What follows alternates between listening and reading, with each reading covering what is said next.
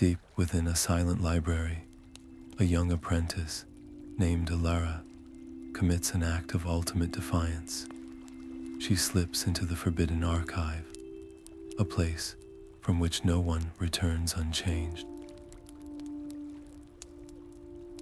Her goal is a single book, one whispered to hold the erased history of her people.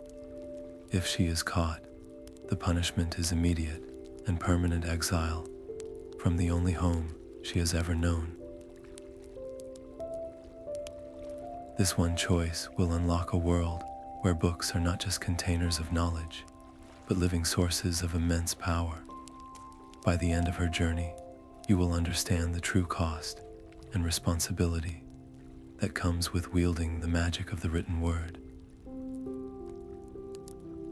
What secret could be worth losing everything for, and what happens when a library itself becomes a sentient guardian of dangerous truths? I am always curious to know, where in the world are you listening from right now, and what is the local time for you there? What would you risk to learn a truth that was forbidden to you? Her fingers brushed the worn leather cover, and the book responded. The Lexicon of Echoes pulsed with a soft, warm light, as if a sleeping heart had awakened deep within its pages. Before she could pull it from the shelf, the air in front of her shimmered and coalesced into a towering, silent form. It was a Spectral Guardian, a being woven from moonlight and memory, its featureless face turning toward her. Panic seized Alara's throat, but her training, however basic, took over. She whispered the words of a silencing charm, a spell she had always struggled to perfect. The air around her stilled, swallowing the sound of her ragged breath. The Guardian paused, its head tilting as if listening to a distant frequency, and then it dissolved back into the motes of dust, dancing in the stale air. The relief was short-lived. The moment her skin made full contact with the book's spine, a river of pure knowledge crashed into her mind.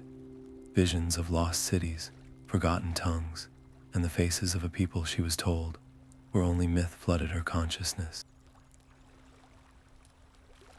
It was not like reading. It was like remembering a life she had never lived. As the torrent subsided, a searing pain blossomed on her palm. She looked down to see a complex, glowing sigil burned into her skin, a mark that pulsed in time with the book's own quiet rhythm. She was no longer just a thief in a forbidden place.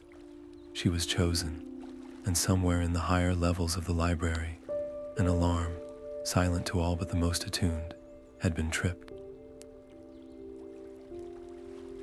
She stood at a precipice, the weight of the tome in her hands feeling heavier than stone. She could drop it. She could run back to her quarters and pretend this never happened, hoping the mark would fade and the sentinels would look elsewhere. But the truth of her people, their erased history, was now a song humming in her blood. To abandon the book was to abandon them a second time. With a resolve that chilled her, she tucked the Lexicon of Echoes securely inside her robe. The quest for truth had just become more important than her own safety. In an instant, her world inverted.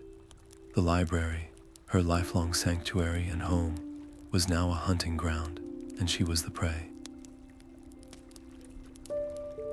She could already hear the faint, synchronized footsteps of the sentinels echoing from a nearby gallery, their approach methodical and inevitable. Slipping into the maze of shadowy corridors she knew so well, Alara felt the sigil on her palm flare with a sudden, sharp heat. It was no longer just a mark. It was a compass. An invisible thread of energy pulled her away from the main thoroughfares, guiding her toward a section of the library whose very existence had been scrubbed from all the maps she had ever studied. The sigil on her palm was a needle, and the library itself was its magnetic north. Elara followed its urgent pull, her feet carrying her past towering shelves that seemed to breathe in the gloom. She slipped through a narrow archway she had passed 1,000 times, one that had always been filled with a solid, dusty bookcase. Tonight, it was an open passage. Beyond it, the very nature of the library changed. This was the Whispering Stacks. Here, the books did not rest. They glided along the shelves of their own accord, leather spines shifting and shuffling like a deck of colossal cards, being endlessly reshuffled by an invisible hand. A low murmur filled the air, a susurrus of 1,000 overlapping narratives, as if the stories themselves were conversing. It was a living, thinking maze.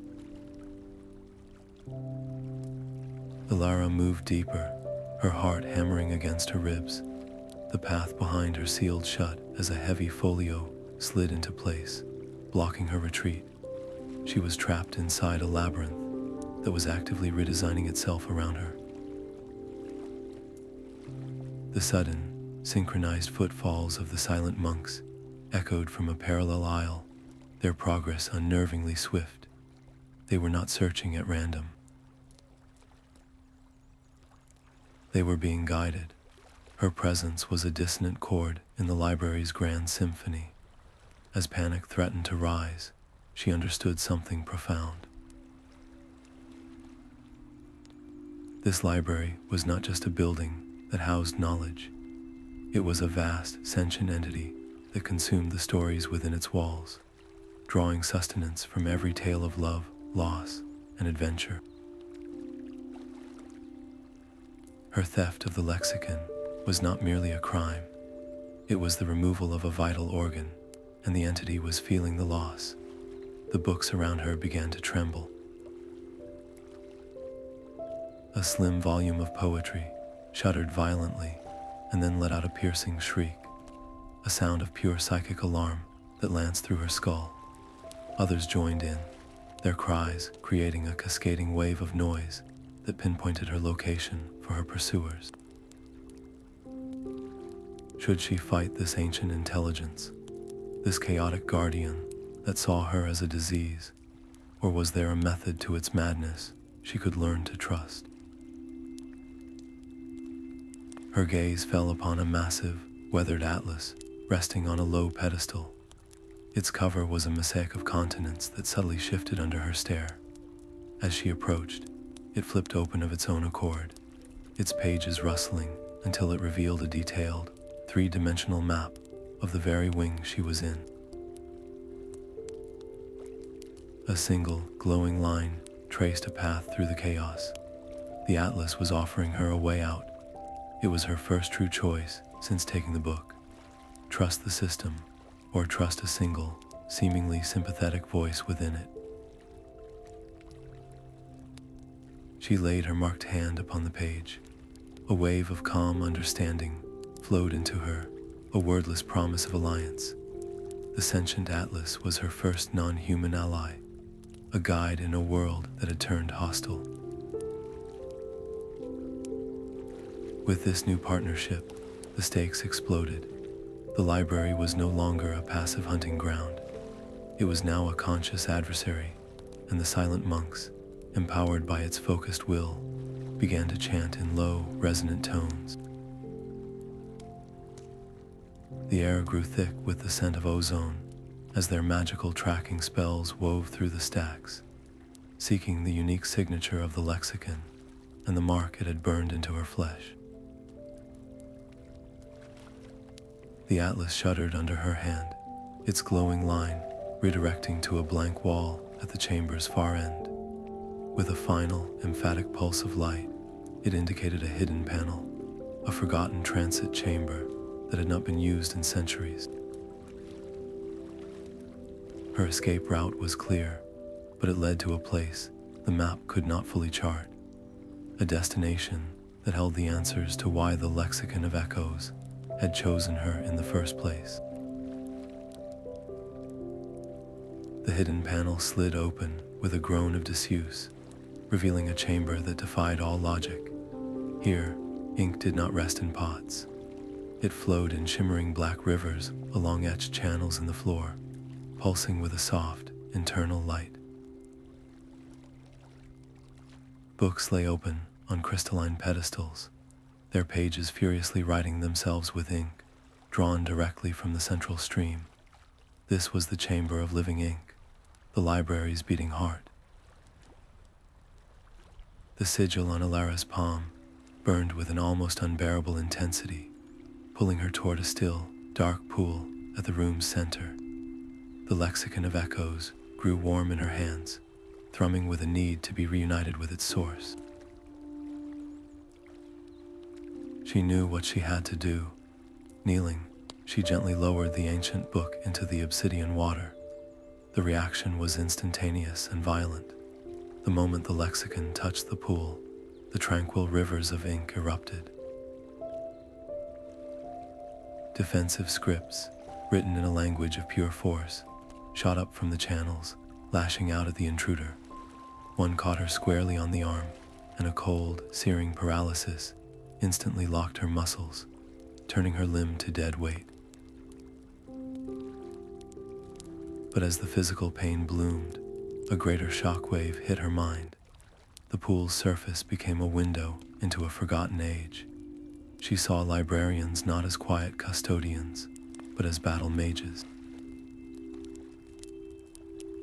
They stood on fields of conflict, their voices weaving spells directly from the pages of open grimoires, summoning shields of light and casting barrages of solidified sound. This was the true power of the written word, a power so immense that the current regime had systematically erased all memory of it. The weight of this dangerous knowledge pressed on her soul, a burden far heavier than the lexicon itself. Was she, a mere apprentice and a thief, worthy of wielding such a legacy, or was she merely unleashing a force she could never hope to control? Amid the glorious and terrifying vision, one image burned brightest. A lone librarian, surrounded, spoke a single, complex incantation. The air around her shimmered with protective energy, a ward of immense power. The words were seared into Elara's memory, as if she had always known them. This was not just history. It was a tool, a weapon for survival. The moral conflict was dizzying. To memorize this incantation was to embrace the very martial power the library now denied, to become the thing it hunted.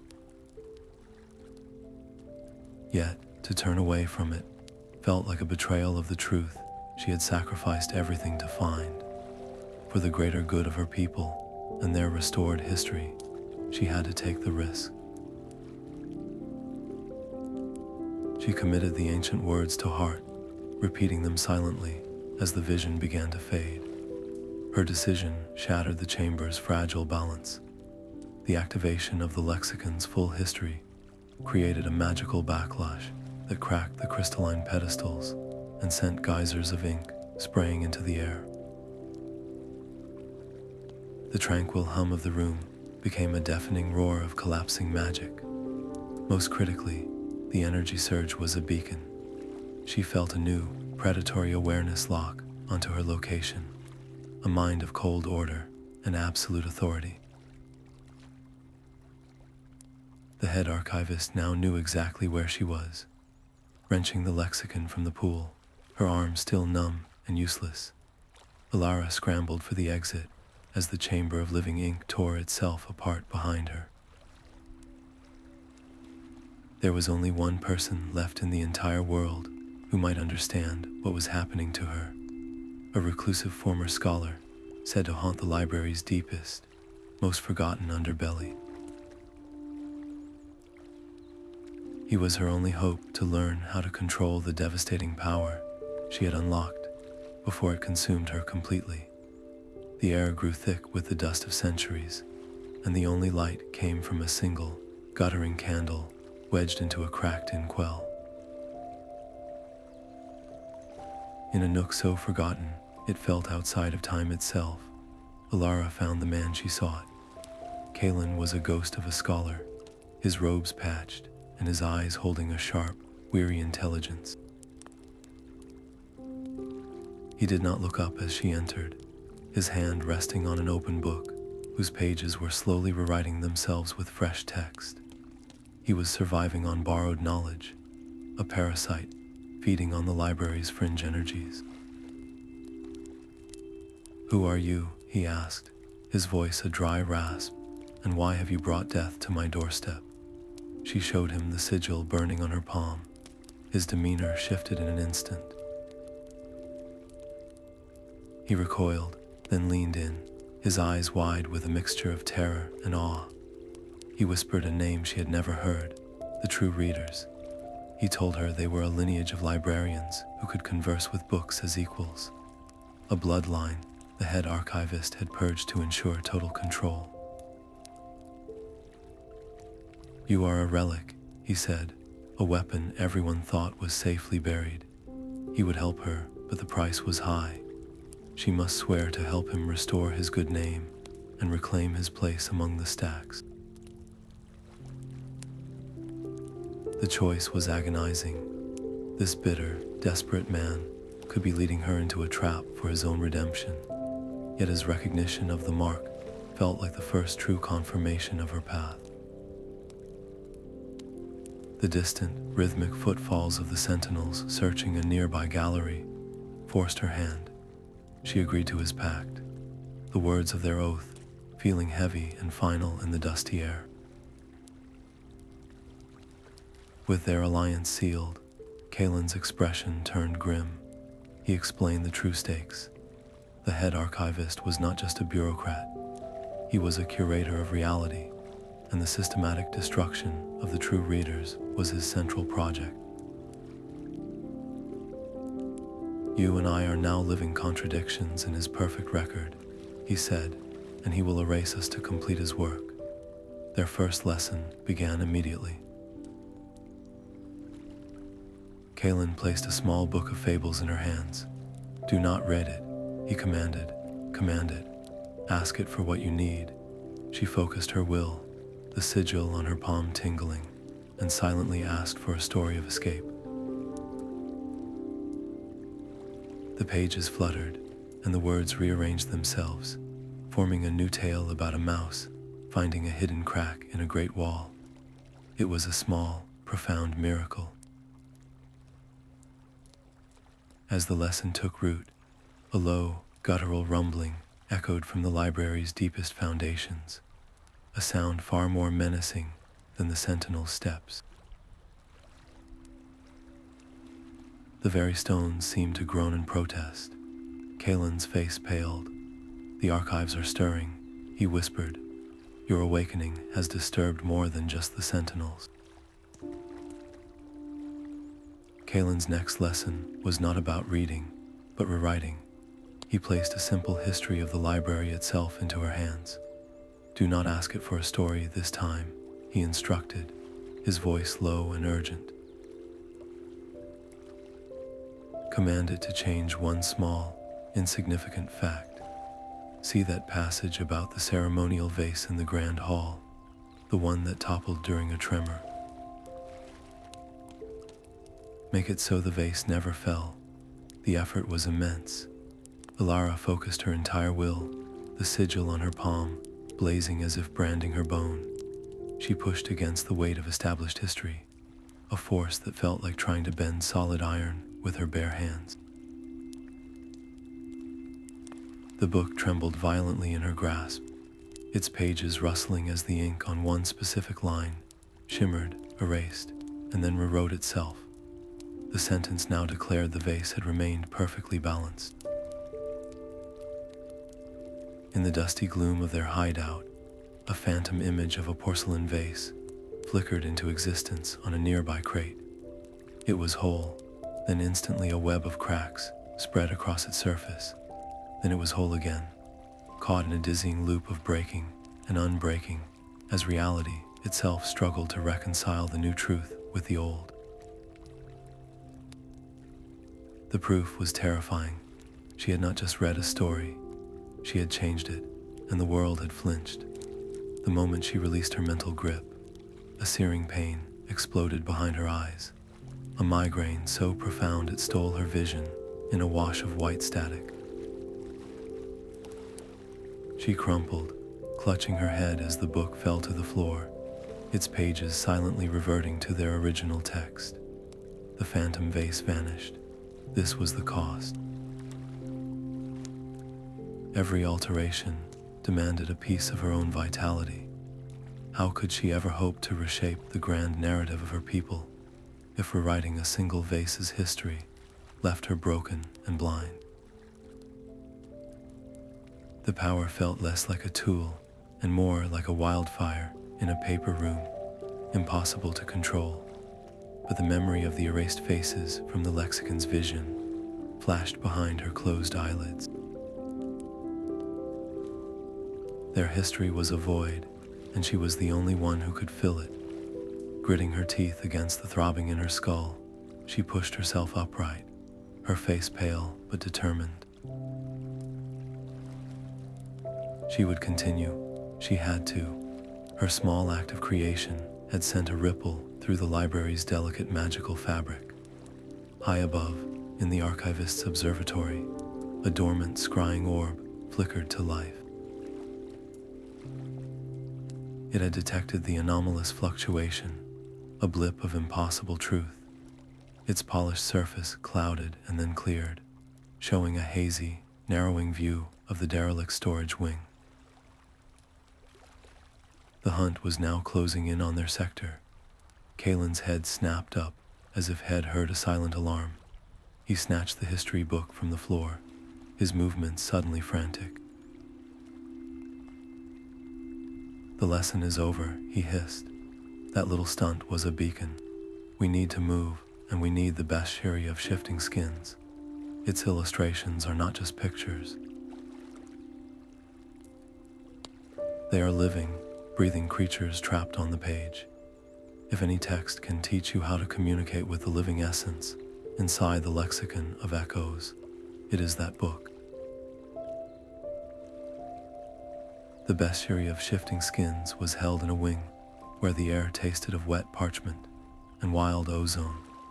Books here were not shelved, but caged behind shimmering bars of light, their pages rattling as the creatures within paced the confines of their illustrations. Kalen guided Elara to a central pedestal where a massive tome lay chained. Its cover was a writhing tapestry of inked forms, and as Elara approached, a magnificent dragon, composed entirely of swirling, liquid ink, erupted from the open page. It was a being of pure narrative fury, its roar a thunderous cascade of misplaced adjectives and shattered plot lines. It saw her not as a reader, but as a threat. Kalen shoved the open bestiary toward her. "Its true nature is a story of loneliness," he shouted over the din. "Read its origin, not with your eyes, with your soul. You must feel the tale as you speak it." Elara's hands trembled as she held the heavy book. The ink dragon lunged, a tidal wave of hostile intent. She began to read, her voice a fragile thread against the storm. The words described the beast's creation, not as a monster, but as a guardian born from the grief of a lost city, its form woven from the final, desperate prayers of a people facing oblivion. She did not just recite the text. She let the sorrow of that forgotten city fill her, her voice cracking with genuine empathy. She felt the sigil on her palm warm, not with pain, but with a resonant understanding. The dragon's furious advance slowed. Its form, once a chaotic blizzard of black strokes, began to coalesce into a more graceful, sorrowful shape. It hovered before her, and a single warm drop of ink, like a tear, fell from its form and landed upon the page. In the spot where the tear fell, a new illustration bloomed into existence. It was a complex symbol, a series of interlocking circles and arcs, that was a perfect match for a diagram buried deep within her lexicon of echoes. A name formed in her mind, passed directly from the dragon's fading consciousness, the Source Codex. This was not just another book. It was the foundational text from which all the library's magic ultimately flowed, the original program from which every other story was a copy. The second the dragon dissolved back into the page, Kaelin's eyes gleamed with a fierce, hungry light. He gripped her arm. With that, we could command the library itself. We could force the Archivist to his knees. We could rewrite every law. Elara pulled away, the memory of the phantom vase and its agonizing cost still fresh. That path leads right back to where we started. We would just become new archivists, building our own prison of controlled narratives. We cannot seek the Codex to wield it.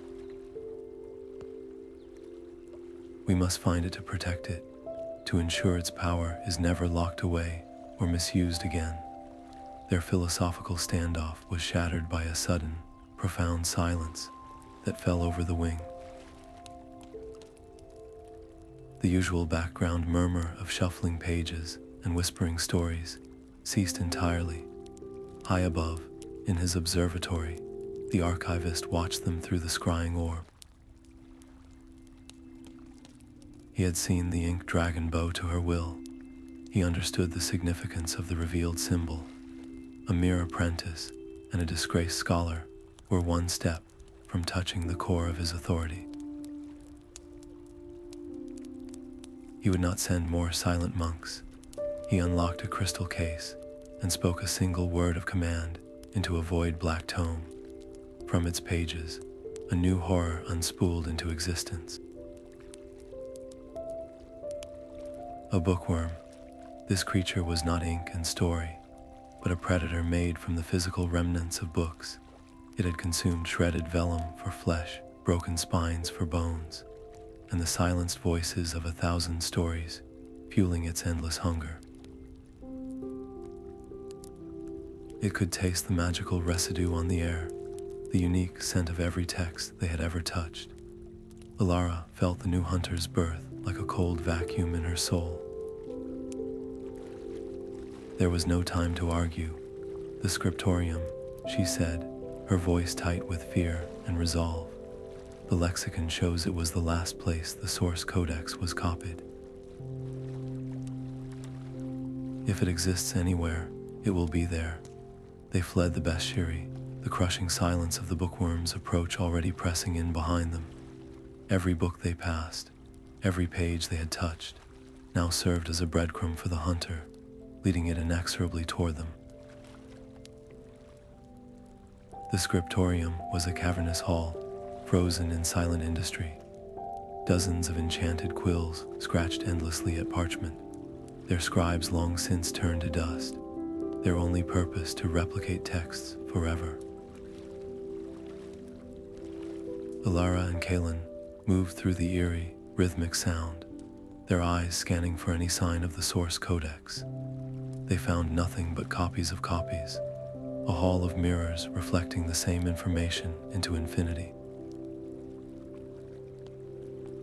The Lexicon of Echoes grew hot in Elara's hands, its pull not toward a shelf, but downward, toward the intricate mosaic of the floor itself. Kaelin traced the patterns with a trembling finger, his scholar's mind deciphering the truth. The Codex was not a book to be found. It was the library's original operating system, a foundational spell woven into the stone and magic that held the entire place together. To even perceive it, they would have to wake it up. The ritual was perilously complex, a symphony of precise steps and incantations pulled from fragmented references in the lexicon. One mispronounced syllable, one misplaced gesture, and the resulting magical backlash could unmake them where they stood. As they completed the final, simultaneous action, the world dissolved into light. The floor became transparent, and beneath their feet, they saw it. The source codex was a river of living, golden script, flowing in a perfect, endless loop, the primal language of creation itself. For one breathtaking moment, they understood everything. Then the alarms began. A deafening chime reverberated through the Scriptorium, and massive stone slabs slammed down over every exit. They were locked in. From beyond the sealed main door, they heard a new sound, a dry, rustling scrape, like a mountain of paper being dragged across stone. The bookworm had found them. Elara faced an impossible choice. She could feel the Codex's power humming in the air, a fragment of it already clinging to her spirit from the ritual. She could try to pull more, to weaponize that raw, creative force against the physical horror, breaking down the door. Or she could find another way, a non-violent escape that would almost certainly mean their capture and erasure. The memory of the phantom vase and its agonizing cost was a sharp, painful lesson. To fight the bookworm with the Codex would be to try and extinguish a fire with a lightning bolt. She would be consumed. Instead, she threw the Lexicon of Echoes open, her marked hand pressing flat against its pages. She would not rewrite a vase or a monster. She would rewrite a door. Focusing every ounce of her will, she commanded the Scriptorium's main entrance to forget its own nature, to become, for just a few seconds, not a barrier but an open archway. The strain was monstrous. It felt like trying to lift the entire library with her mind. The sigil on her palm blazed, and she felt a part of her own life force tear away, siphoned into the spell. With a groan of protesting reality, the stone slab flickered and vanished. They burst through the opening just as the bookworm's bulk filled the space behind them, its maw of shredded parchment snapping shut on empty air. The door rematerialized, trapping the creature inside, but Alara collapsed, her body racked with tremors, her vision swimming. As Kaelin helped her to her feet, a new problem manifested. A random book tumbled from a shelf beside her, its pages fluttering open. A chorus of voices, reciting an epic poem about a sea voyage, spilled from it unbidden. Then another book opened, then another, a cacophony of narratives erupting around her in a 10-pace radius. The Codex fragment she had absorbed was leaking, making her a magnet for stories, shattering any hope of stealth. Kaelin watched the chaotic display, his face grim. "The library will hear this symphony," he said. "We cannot run or hide like this. To stabilize you, we have only one choice.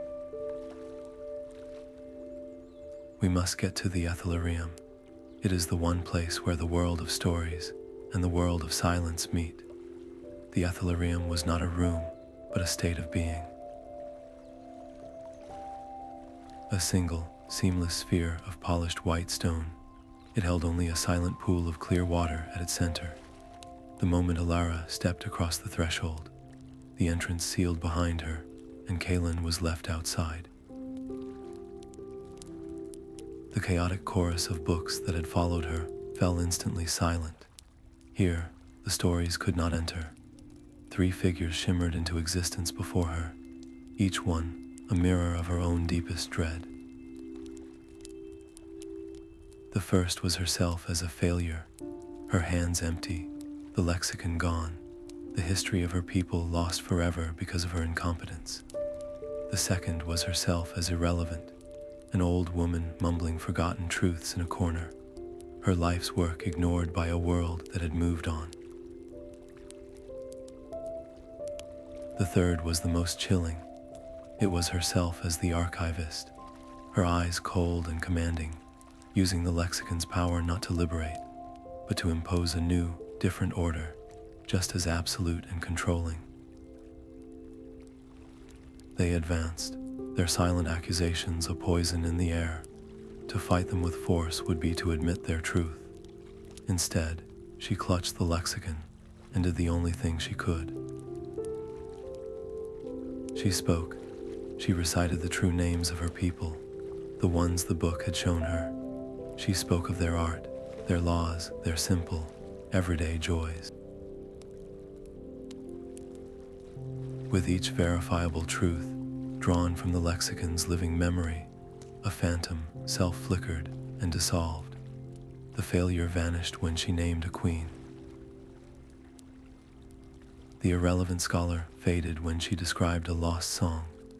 Facing the archivist version of herself was the hardest. You believe power corrupts its wielder, the projection whispered, its voice the echo of her own secret fear. You are right to fear. Look what you have already broken. Elara met its gaze, her voice steady despite the tremor in her soul. Power does not corrupt, she answered. Fear corrupts power. I will not use this to rule. I will use it to remember. With that final declaration, the last phantom shattered into motes of light. A profound calm washed over her, and the lexicon in her hands felt not like a weapon, but an extension of her own will. The chaotic book speak that had been leaking from her subsided from a scream to a manageable whisper. The pool in the center of the Ethelerium glowed, and its restorative energy flowed into her, mending the spiritual tear caused by her earlier rewriting of the door. For the first time since touching the lexicon, she felt whole, her purpose clear, and her resolve hardened. High in his observatory, the archivist staggered back from his scrying orb as a wave of pure, resonant truth flared from the Ethelerium, overloading his magical senses and plunging his view of the library into temporary blindness.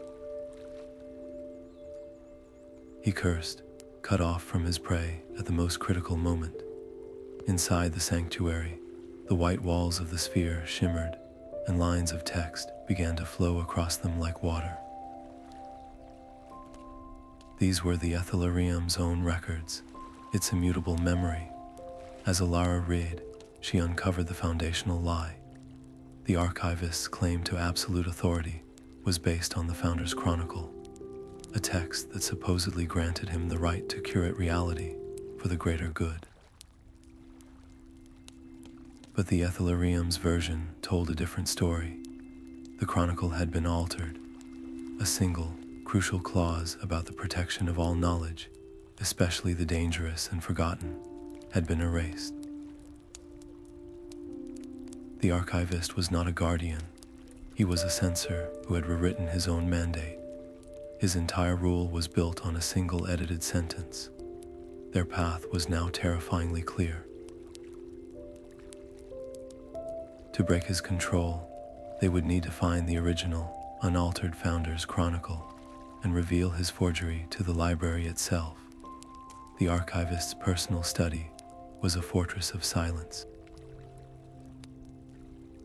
Elara and Kalen slipped inside, the air itself thick with dormant spells and the scent of old, jealous power. Their target sat alone on a central lectern, bound in chains of solidified shadow. The Founder's Chronicle. Kalen's eyes gleamed with a vengeful light, but Alara held up a hand, the lexicon of echoes pulsing warmly against her chest. She could feel the book's defensive wards like a web of razor wire, waiting to be touched. She opened the lexicon, not to read, but to resonate. Focusing her will, she commanded it to sing a counter-frequency, a quiet hum of negation that made the shadowy chains flicker and fade. For a few precious seconds, the Chronicle was vulnerable. Kalen snatched it from the stand. The moment the heavy cover was opened, the truth spilled out, stark and undeniable. The original text, visible beneath a clumsily applied layer of magical ink, described a Council of Equals. The first archivist had not been a sole ruler, but a first among peers, governing alongside other senior librarians in a system of shared power. He had erased them, rewriting history to crown himself the library's absolute master. This was more than a lie. It was the theft of a legacy, a crime that had poisoned the library's heart for generations. "We have it," Kalen whispered, his voice trembling with triumph. "We can show this to everyone. The dissenters in the lower stacks will rise." He was already moving toward the door, clutching the chronicle like a weapon. Elara grabbed his arm, her grip firm. "And then what?" she asked, her voice low and urgent. "We start a war in the stacks, librarian against librarian, while the archivist unleashes his sentinels and the bookworm. We need more than this book. We need proof that can be shared, a plan that leads to justice, not just more chaos." She made her decision, placing her marked hand on the exposed page. She focused the lexicon's power not on changing the story, but on perfectly preserving it. The sigil on her palm flared, and the ink on the chronicle's page seemed to lift, flowing into the air as a shimmering, perfect duplicate that settled onto a blank page in the lexicon. She was creating an unassailable copy, evidence that could not be dismissed as a forgery. It was a painstaking process, and with every second, the risk grew. The door to the study exploded inward. The archivist stood framed in the doorway, his face a mask of cold fury. His return was early, and his gaze locked onto the open chronicle in Kalen's hands. "Run," Elara shouted, slamming the lexicon shut. In the frantic scramble to escape through a hidden service vent, Kalen's worn satchel caught on a splintered shelf, tearing open. A single, distinctive stylus, carved with his family sigil, clattered to the floor. He did not notice its loss. They fled into the labyrinthine ventilation shafts, the archivist's roar of rage echoing behind them. They had the evidence, but the cost was immediate and severe. The archivist now knew he had a traitor in his ranks, and Kalen's dropped stylus was a calling card that would seal his fate. A bounty would be on his head by morning. With the copied pages secure within the lexicon, their only hope now lay with the one group who might believe them, the secret network of malcontents and idealists known only as the Dissident's Choir. The Dissident's Choir gathered in a chamber carved from packed, silent bookshelves, their faces etched with suspicion. When Alara presented the copied pages from the lexicon, a woman named Lyra, their leader, shook her head. "Words on a page can be forged," she stated flatly. "Prove this is the founder's will, and not a clever trick." Elara knew mere argument was useless. She placed the lexicon of echoes on a low table and opened it to the duplicated text. Focusing her will, she asked the book not to be read, but to be seen. The air above the lexicon shimmered, and the erased passages from the founder's chronicle bloomed into life as a glowing, three-dimensional illusion. The original words, describing the Council of Equals, hung in the air for all to witness, their truth resonating in the silent chamber. The choir's skepticism shattered into awestruck conviction. Lyra placed a hand over her heart. "The library has been living a lie," she whispered. "We stand with you." Their moment of unity was brief. A sharp crack echoed from the chamber's entrance as the hidden door splintered. The spy among them had acted. Through the fractured wood, they saw the grim, polished masks of the archivist's enforcers, their staves already glowing with binding energy. They were completely surrounded. Panic erupted. Some dissidents drew hidden blades, ready to fight their way to a bloody, likely futile end. Others argued for surrender, fearing a massacre in the stacks. All eyes turned to Elara. "You brought us this truth," Lyra said, her voice tight. "What does your power dictate we do now?" Her authority as a true reader was being tested, not in a dusty archive, but in a life or death standoff. Alara looked at the terrified faces around her, these people who had risked everything for a fragment of truth. She would not let their story end here, in a forgotten room. "I will draw them away," she said, her voice surprisingly steady.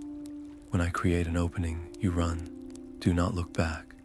She turned to the nearest shelf, placed her burning palm against the spines of a dozen books on structural engineering, and poured her will into them. She did not ask them for a story. She commanded them to live their titles. The books shuddered and exploded from the shelf, their pages unfolding into a chaotic, temporary scaffold of animated paper and ink that slammed into the enforcers at the breach, creating a momentary barrier. "Go now." The choir scrambled through a hidden rear exit as the enforcers battered against the shifting, literary wall. In the frantic confusion of the escape, a cry of protest was cut short. Kalen, stumbling as he helped others flee, was seized by two enforcers. He met Alara's horrified gaze for a single second, before a shimmering net of energy enveloped him, silencing his struggles. She was forced to retreat, leaving her only ally in the hands of her enemy. The consequence was swift and public. By the next tolling of the library's great bell, the archivist's voice echoed through every hall, every reading room. He declared Elara a dangerous traitor, a manipulator who had twisted ancient magic to deceive and conspire, and who was directly responsible for the violent unrest now gripping their sanctuary. The official story was set, and the weight of it turned the once neutral library populace against her. She was now utterly alone, hunted in the one place she had ever called home. Crouched in the radioactive silence of a disused ventilation shaft, Elara understood the brutal simplicity of her new reality. The archivist held every advantage, every resource, and now her only friend.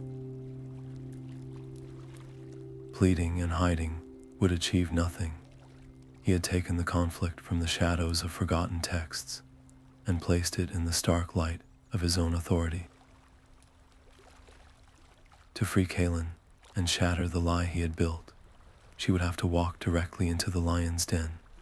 Her path led upward, to the most heavily guarded and magically fortified place in the entire library, the spire of final words, where the archivist pronounced his judgments, and where he now undoubtedly held his prize prisoner. The spire of final words pierced the library's highest vault, a needle of obsidian and silence. Elara approached its base, the lexicon of echoes, a heavy warmth against her chest. The tower's defensive wards hummed, a barrier of solidified intention that would vaporize any intruder. There was no subtle way through.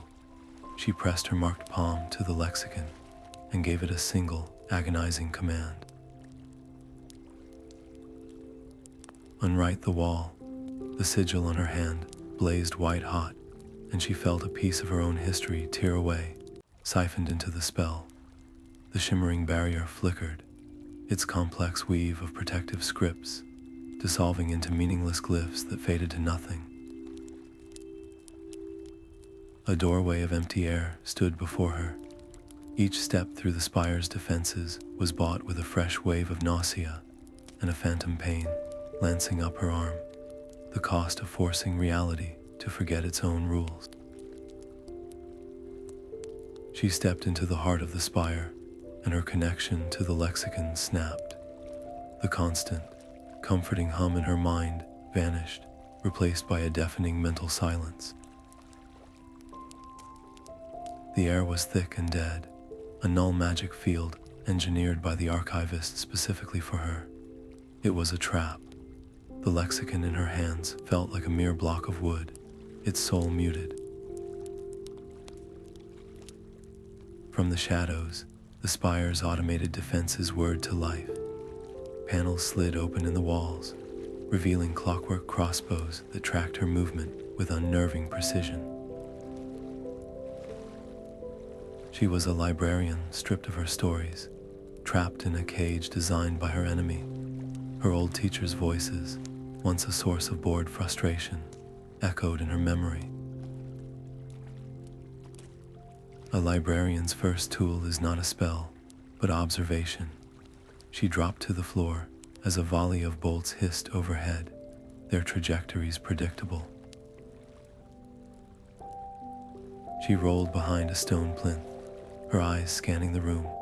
The crossbows were powered by pressurized elemental air, their triggers linked to a network of finely spun magical threads she could no longer see, but whose logic she could deduce. She remembered a lesson on archival system redundancies. Every defense has a fail-safe to prevent catastrophic overload. Using a piece of fallen masonry, she shattered a glowing crystal conduit on the far wall. The crossbows stuttered, their aim faltering for a precious second. It was enough. She scrambled forward, not with magic, but with the mundane, despised skills of her apprenticeship. Her goal was a central control panel, a complex interface of runes and levers used to manage the spire's internal environment. If she could not break the null magic field, she could break the system sustaining it. The field required a massive, constant draw of energy from the library's core.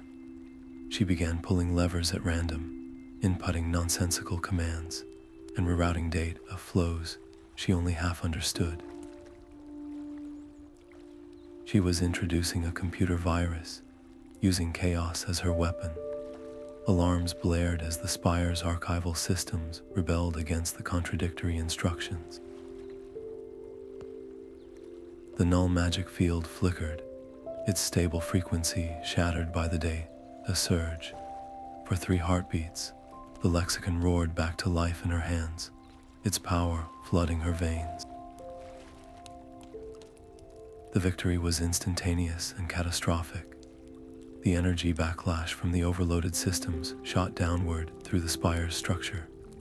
A deep, grinding roar vibrated through the tower as entire lower levels, housing millennia of sealed and dangerous knowledge, collapsed in upon themselves. The floor beneath her feet shuddered violently, and cracks raced up the walls. Irreplaceable histories were turning to dust below her. There was no time for remorse. The path to the pinnacle chamber was clear, and the tremors shaking the spire were a countdown to its total destruction. Elara ran, the lexicon's power once again a beacon in her soul, racing toward the apex where the Archivist waited with his prisoner. The pinnacle chamber was a perfect sphere of polished jet, its only furnishing a raised dais where Kalen hung suspended in a cage of crackling violet light. The Archivist stood over him, one hand extended toward the Lexicon of Echoes, which floated between them, its pages forced open by tendrils of shadow. He was not reading it, he was draining it, siphoning the living history of her people into himself in a river of stolen light. Alara did not shout. She did not plead. She spoke the words the Ethelerium had shown her, the unaltered clause from the Founder's Chronicle. A librarian's duty is to protect all knowledge, not to curate it for power. The moment the truth left her lips, The library answered, every book still intact in the trembling spire, shuddered on its shelf. Their pages rustled in unison, and 1,000 different voices, from epic poems to simple cookbooks, began to echo her words in a deafening chorus. The violet cage around Kalen flickered. The archivist flinched as if struck, his connection to the library's core magic faltering under the weight of collective, verifiable truth. He turned to her, his face a mask of cold fury. You are a child playing with fire you cannot comprehend, he hissed. You believe you are chosen, but the true raiders were a myth I eradicated for a reason. They were too weak. They believed knowledge was for sharing. It is for controlling. His words twisted, becoming a needle that slid past her defenses and found the secret doubt she had carried since the first time she touched the lexicon. The fear that she was just a lucky thief, an unworthy apprentice who had stumbled into a legacy too vast for her to hold. The phantom of her failure from the Ethelerium rose in her mind, its whisper deafening. You are not a guardian, you are a mistake. For a terrifying second, the lexicon's light dimmed in her hands, its power recoiling from her own uncertainty. The archivist smiled, sensing the fracture. Then Alara looked at Kalen, at his desperate, trusting face. She remembered the erased names of her people, the lost songs, the stolen legacy. Her worth was not for him to decide. My role is not to be worthy, she said, her voice ringing clear through the chamber. It is to be responsible. I am a guardian. With that acceptance, the lexicon blazed with the light of a newborn star. She did not attack the archivist. She aimed her will at the corrupted thread, connecting him to the source codex, the foundational magic he had twisted to his will, and with a single, clean mental command, she severed it. The archivist screamed, a raw sound of loss and fury, as his borrowed power vanished. Desperate, enraged, he threw his remaining strength into the lexicon itself, a suicide spell designed to unmake the book and everything in a 10-pace radius. The chamber erupted. The air tore like fabric, and a vortex of wild, destructive energy began to consume the spire from the inside out. With the floor dissolving into shimmering chaos beneath her feet, Elara lunged, her fingers closing around the lexicon's spine. Her other hand seized Kalen's arm, and she pulled them both into the raging heart of the magical storm. The collapsing spire did not shatter into stone and glass, but into story and memory. The vortex of wild energy did not consume them. Instead, it paused. Every swirling fragment of disintegrating magic froze in place, and a new presence filled the chamber, vast and ancient. It was the library itself, its sentient core fully awakened by the violent severing of its corrupted master. This was not a single entity, but the collective consciousness of every story ever told within its walls. It turned its attention first to the fallen archivist. The air around him shimmered as pages from 1,000 different books flipped in a silent storm. Through them, the library replayed his life, his decision to alter the Founder's Chronicle, his systematic purging of the true readers, his centuries of hoarding knowledge to cement his own power. A single, resonant word echoed through the chamber, a verdict drawn from the foundational laws of the library itself. Guilty. The tendrils of light that had once given him authority now tightened, preparing to unmake him, to erase his story from existence, as he had erased so many others. Elara felt the library's intention, a cold and absolute justice. She stepped forward. Do not. Her voice was small against the cosmic presence, but it carried the full weight of her hard-won conviction. To destroy him is to become him. He sought to control knowledge. We must use it to teach, even him. The library's consciousness pressed against her mind, showing her the countless histories he had suppressed, the voices he had silenced. Why does he deserve this mercy? The question was not spoken in words, but felt in her soul, because knowledge without the chance for redemption is just another kind of prison, she answered, her gaze steady. He must understand what he has done. Let him learn. She proposed a prison not of stone, but of narrative. The library would weave a recursive story, a book from which there was no escape. The archivist would be placed inside its pages, forced to live the life of one of the countless people whose histories he had erased, to experience their struggles and their joys, their loss and their legacy, over and over, until empathy finally broke through his armor of absolute control. The library considered her plea, the collective wisdom of ages weighing her compassion against its own righteous anger. Then, the tightening tendrils of light shifted. They did not crush the archivist, but instead lifted his limp form and carried him toward a simple, leather-bound volume that had materialized on the dais. The book opened, its pages a blank expanse, and as he was drawn inside, text began to flow across them, writing the first lines of his eternal lesson. The book snapped shut, and the library's judgment was complete. A profound shift reverberated through the very air.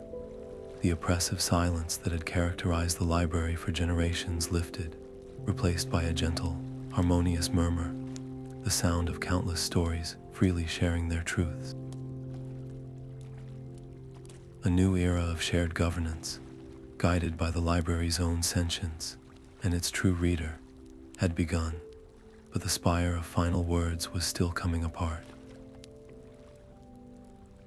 The backlash from Elara's desperate gambit had shattered its magical foundations, and the collapse was spreading. Cracks of void black energy raced across the chamber walls.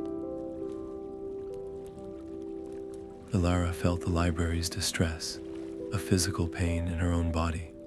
She knelt, placing both hands on the floor, the lexicon of echoes open before her. She poured her will into the fractured structure, not as a commander, but as a healer.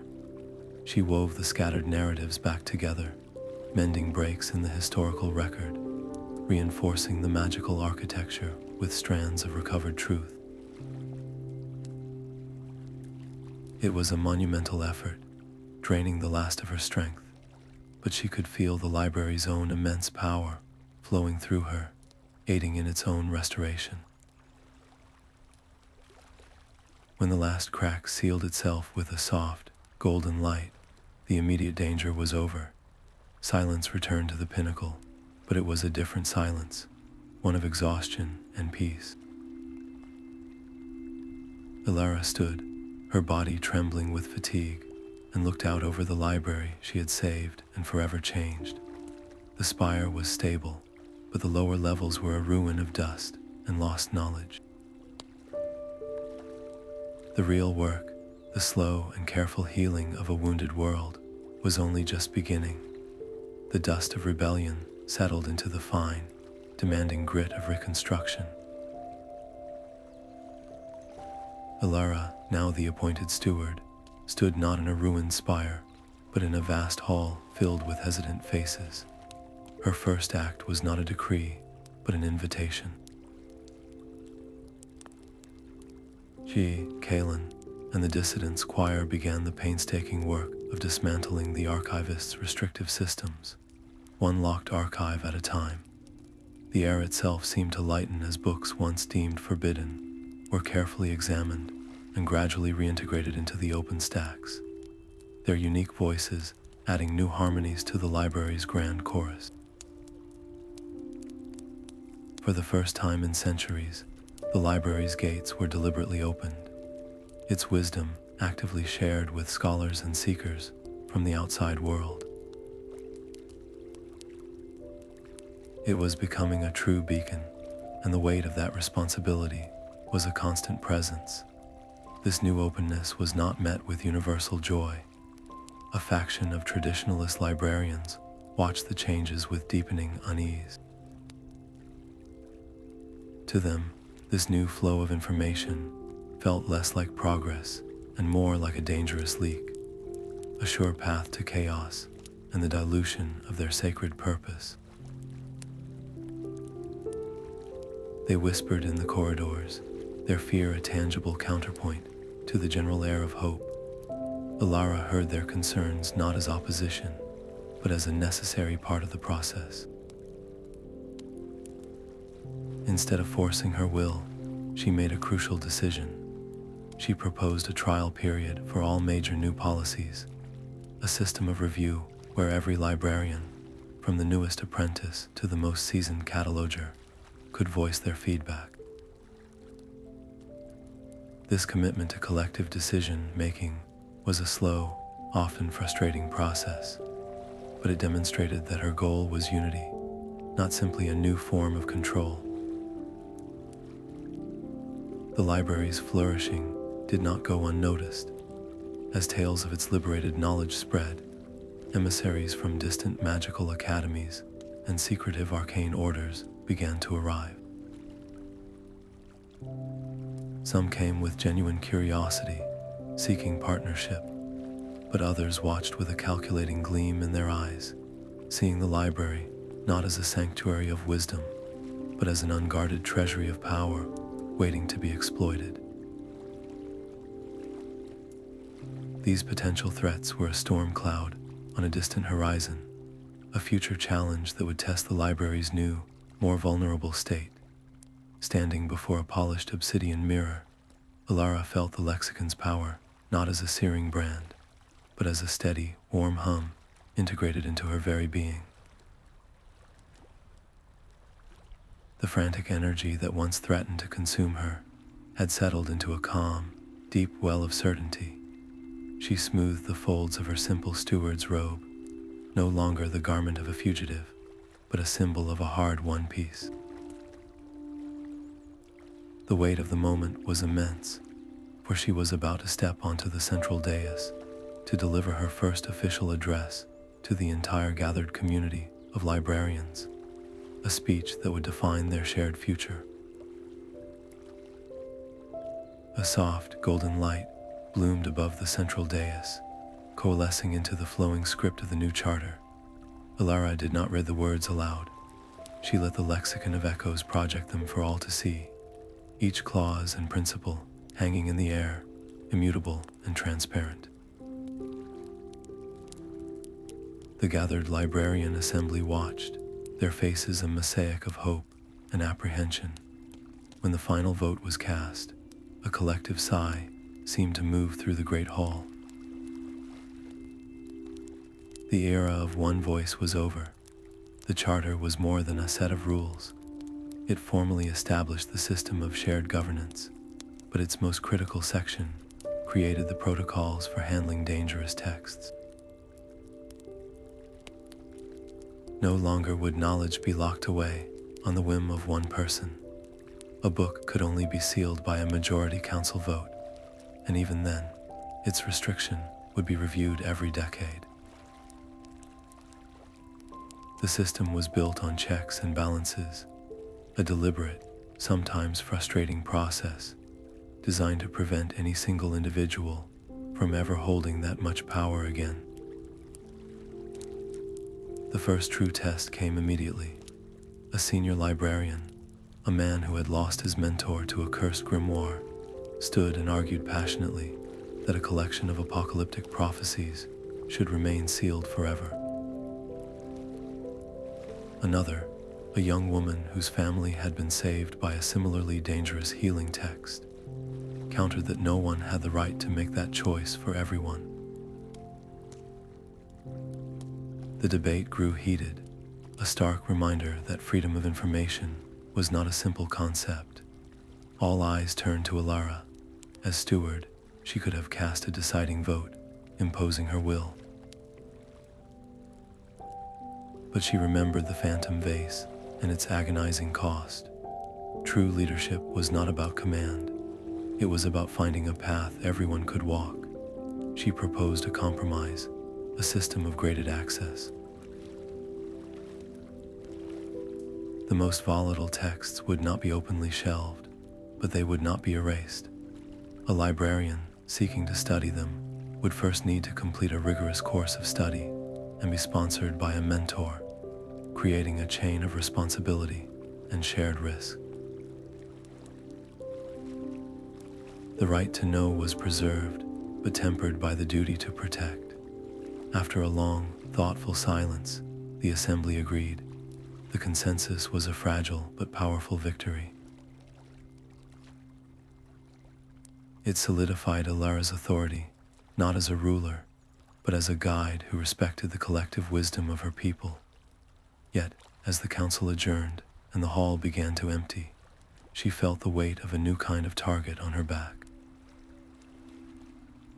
Her success in unifying the library had broadcast a clear message to the outside world. The vault was open, and she was the one holding the key. Any kingdom or cabal that had relied on the library's former isolation would now see her as the primary obstacle to claiming its treasures for themselves. Kalen waited until the last of the librarians had departed before approaching the dais, his expression grim. He held out a sheaf of censor readings, the parchment covered in erratic, spiraling graphs. "We have stabilized the politics," he said quietly, "but the library's oldest foundations are stirring. Since we severed the Archivist's connection to the source Codex, there have been strange magical fluctuations deep in the primordial stacks. It is not an attack. It feels more like something ancient has been sleeping there for millennia, and our reforms have been the alarm clock that woke it up." The magical fluctuations were not a malfunction, but a memory. Elara and Kalen traced the spiraling energy signatures deep into the library's foundation, to a chamber that existed outside of any map. Here, they did not find a being, but an imprint. The air shimmered with the echoes of the ancients, sentient remnants of the very first true readers, preserved in the library's core like fossils in amber. They were not ghosts, but patterns of pure intent, and they had been waiting. "Your reformation has stirred us from a long slumber," a chorus of voices whispered directly into their minds. "You have restored the balance, and now you must prove you can bear its weight." The test was not one of power, but of philosophy. The echoes constructed a vision around Alara, a perfect replica of the library in its previous state of absolute control. They offered her the Archivist's throne, the power to silence any dissenting voice with a thought, to make the world safe and orderly through total control of information. The temptation was a cold, sharp blade against her resolve. She could prevent all the potential chaos her open policies might invite, but she looked at the silent, sterile halls of the vision and remembered the living chorus of stories that now filled her home. She rejected the throne. "I choose the risk of a messy, living truth over the safety of a perfect lie," she declared. Her choice resonated with the echoes, and their approval was a wave of warm, ancient certainty. In response, they gifted her not a weapon, but a blueprint for healing. They imprinted into her mind the lost art of narrative weaving, spells that could repair the spire's fractured structural magic by reinforcing it with strands of recovered history and reaffirmed purpose. The victory was immediately tempered by a grave warning. "The library's new harmony is a brilliant beacon," the echoes cautioned. it will attract more than just scholars. It will call to the knowledge devourer, a being from the void between worlds that consumes entire libraries, absorbing their stories and leaving only silent, empty shells. You must prepare. The threat was existential, a force that would not be reasoned with or redeemed. It presented Elara with a defining choice.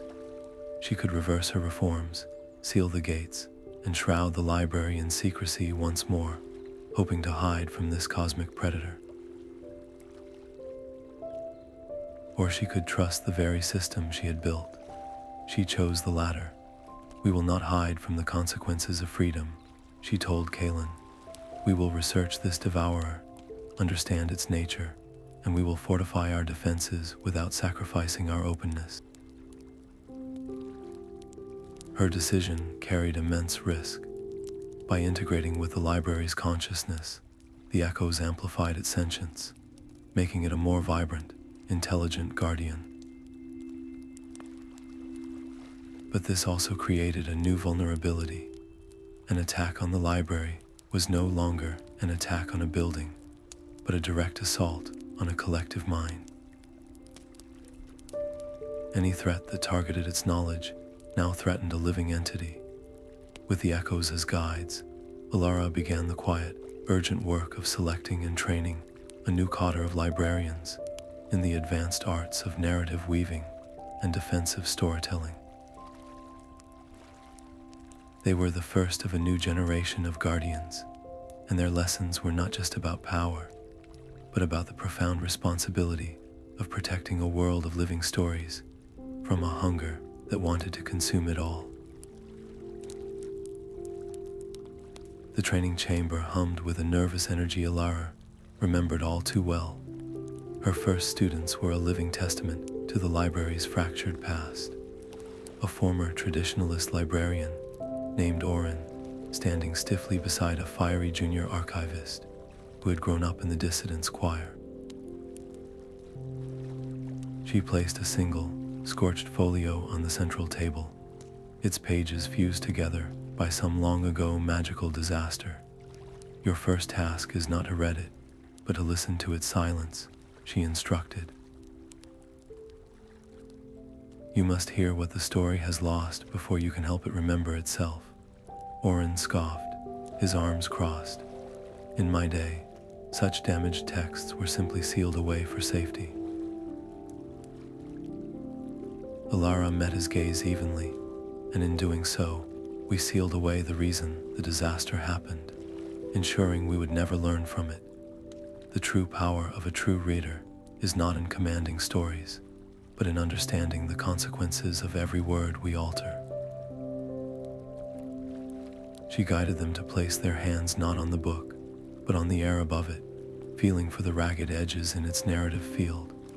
The collaborative spell they wove was clumsy at first, a tapestry of conflicting intentions. But as they focused, their individual wills began to harmonize. Thin, golden threads of light spun from their fingertips, stitching the fragmented sentences back together. The fused pages gently parted, and the lost text, a treaty between two long-vanished kingdoms, glowed with restored life. In that moment, the diverse group was no longer traditionalist or radical, but simply healers. Their shared success was a powerful proof that the library's strength lay in its variety of voices.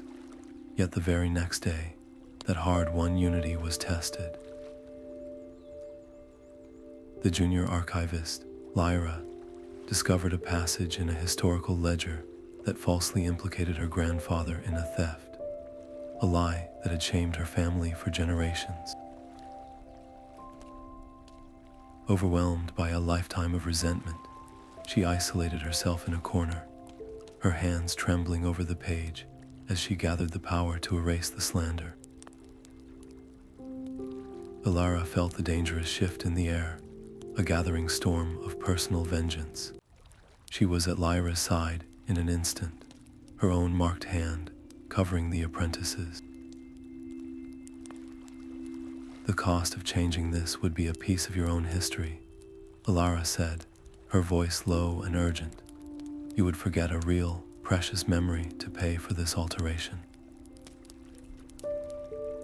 Is a lie about a man you never knew worth a true memory of your own mother's laugh.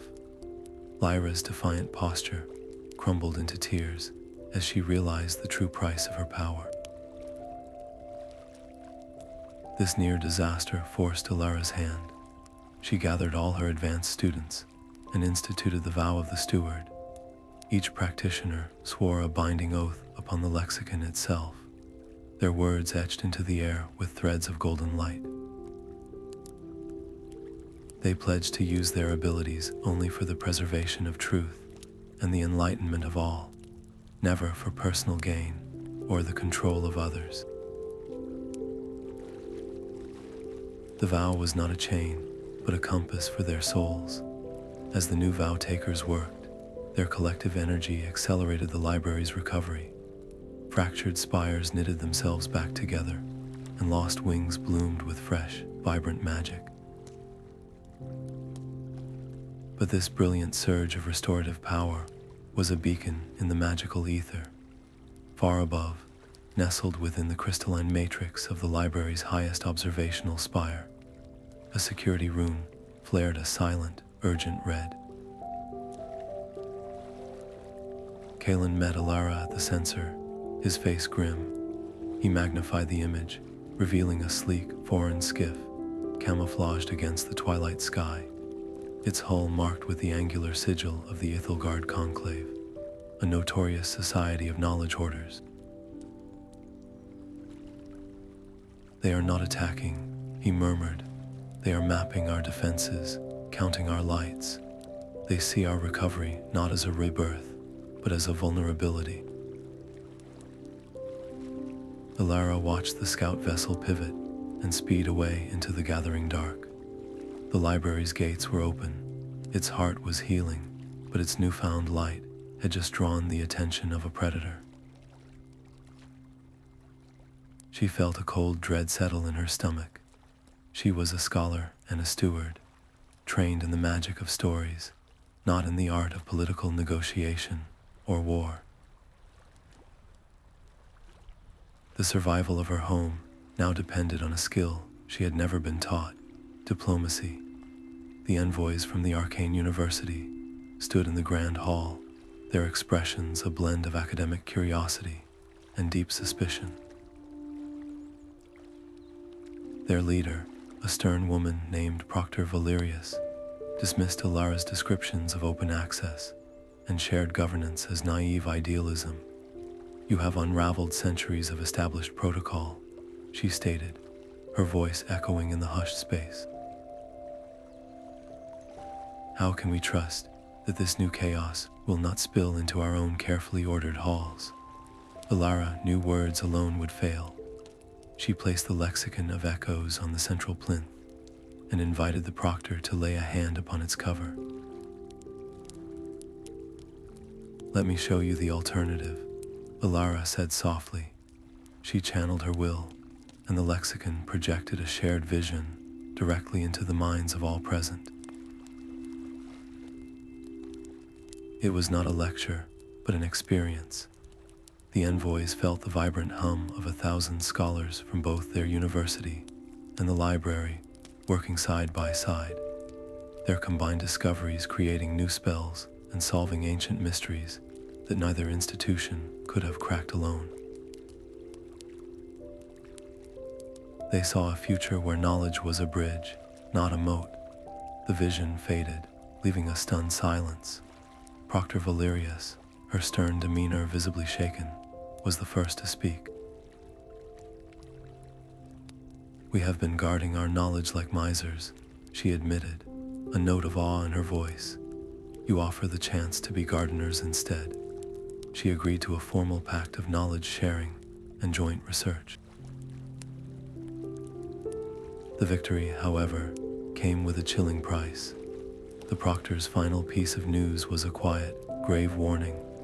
Our farthest astral scouts have confirmed it, she said.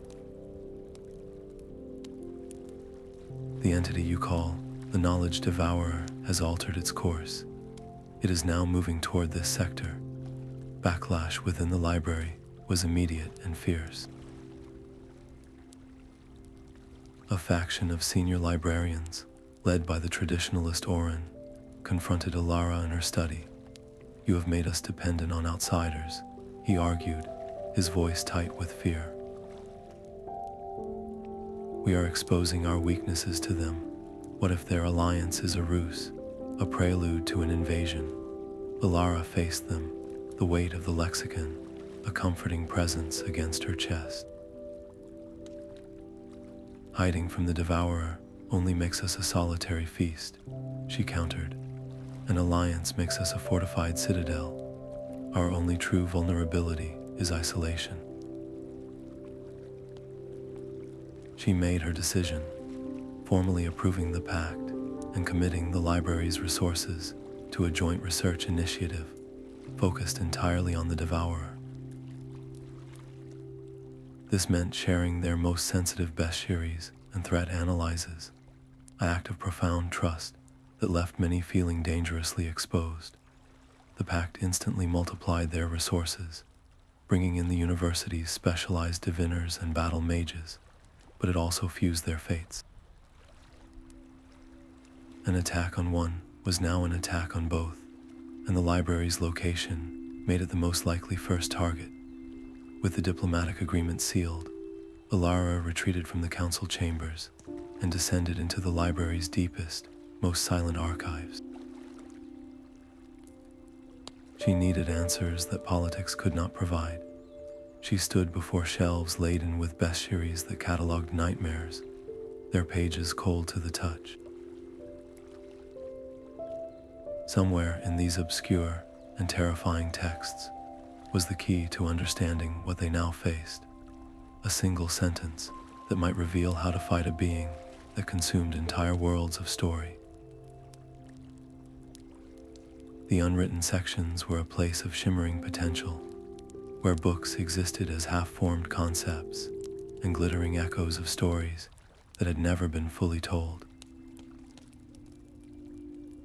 Elara led her small team through this landscape of pure idea, the air tasting of ozone and unfinished sentences. They were searching for the Apocrypha Bestialis, a theoretical text said to catalog creatures of the void. Finding it was a shock. The book was real, but its back half was gone, the pages ending in a ragged, burnt edge, as if something had taken a bite from its very essence. This was the Devourer's trail, a chilling preview of its hunger. Elara knew there was no time for conventional study. She placed her marked palm upon the damaged bestiary and opened the Lexicon of Echoes, commanding it to extrapolate the missing chapters from the surrounding narrative fragments. The result was a cataclysm in her mind, a torrent of probabilities, conflicting theories, and ghostly images of the Devourer's anatomy flooded her consciousness. The information overload was so violent, it short-circuited her senses, plunging her world into a blinding, silent white static. She collapsed, her vision gone, her mind reeling. When her sight returned in blurry patches, the team was fractured. "We cannot trust these ghost words," Kalen argued, his voice tight with fear. A single miscalculation in the resonance frequency could act like a dinner bell, energizing the thing instead of repelling it. Lyra, the junior archivist, countered immediately, waiting his surrender. "Every moment we spend in deliberation, it consumes another wing, another lifetime of stories." The debate raged around her, but Alara's choice was already made in the silent, blinding cost of the knowledge. She had felt the Devourer's approach in the seared data, a cold hunger moving with purpose. "We build the resonator," she stated, her voice hoarse but firm. "We act on the best truth we have. Perfection is a luxury the past could afford. The present cannot." Constructing the device was a race against a ticking clock. It was a complex array of crystalline filaments and silver wire designed to emit a specific harmonic vibration, a song to shatter a world eater. But the incomplete data was a foundation of sand. The extrapolated frequency might be slightly off, a miscalculation of a single decimal point that would render their defense not just useless, but catastrophic. A failed resonance could shatter the delicate magical fields protecting every book in the library, leaving them utterly exposed and defenseless. As the final crystal was being calibrated, a scout burst into the workshop, her face pale. "It has breached the outer archives," she gasped. "The Hall of Lost Translations is already gone." Silence. The theoretical was now violently real. Elara looked at the untested device, a fragile prayer against an infinite hunger. There would be no more tests, no more preparations. It was time to see if a story, however incomplete, could stand against the void. The outer archives were a battlefield of dissolving stories. The knowledge devourer was a tempest of anti-narrative, a vortex of shifting text and hungry void that unwrote entire shelves with its passing. Alara and her team stood at the edge of the storm, the crystalline resonator humming between them. They placed their hands upon the Lexicon of Echoes, channeling their combined focus through its ancient pages and into the device. A beam of pure, harmonic light lanced out, striking the center of the swirling chaos. For a moment, the Devourer recoiled, its form stuttering like a corrupted sentence. A wave of desperate hope surged through the team, then the hope curdled into dread. The creature did not flee. It began to absorb the resonant frequency, its form solidifying, its hunger intensifying. The archives around it dissolved faster, whole wings of history turning to silent dust. The weapon they had built was now feeding the enemy. Elara faced a brutal choice. They could retreat, saving themselves and the core library, but abandoning the outer archives to total annihilation. Or she could risk everything on a gambit she had only theorized. A resonance so powerful, it would channel the entire sentient consciousness of the library itself through their fragile bodies and the lexicon. The backlash would be catastrophic. She met Kaelin's terrified eyes, then Lyra's determined stare. "We do not retreat," Elara shouted over the Devourer's rising roar. "We amplify. Link your minds to the library's heart. We fight as one." The gamble demanded absolute unity. As the team opened their souls to the vast, ancient mind of the library, the power that flooded them was oceanic. It was the weight of every story, every memory, every whispered truth held within the walls. They focused this impossible energy back through the lexicon and into the resonator.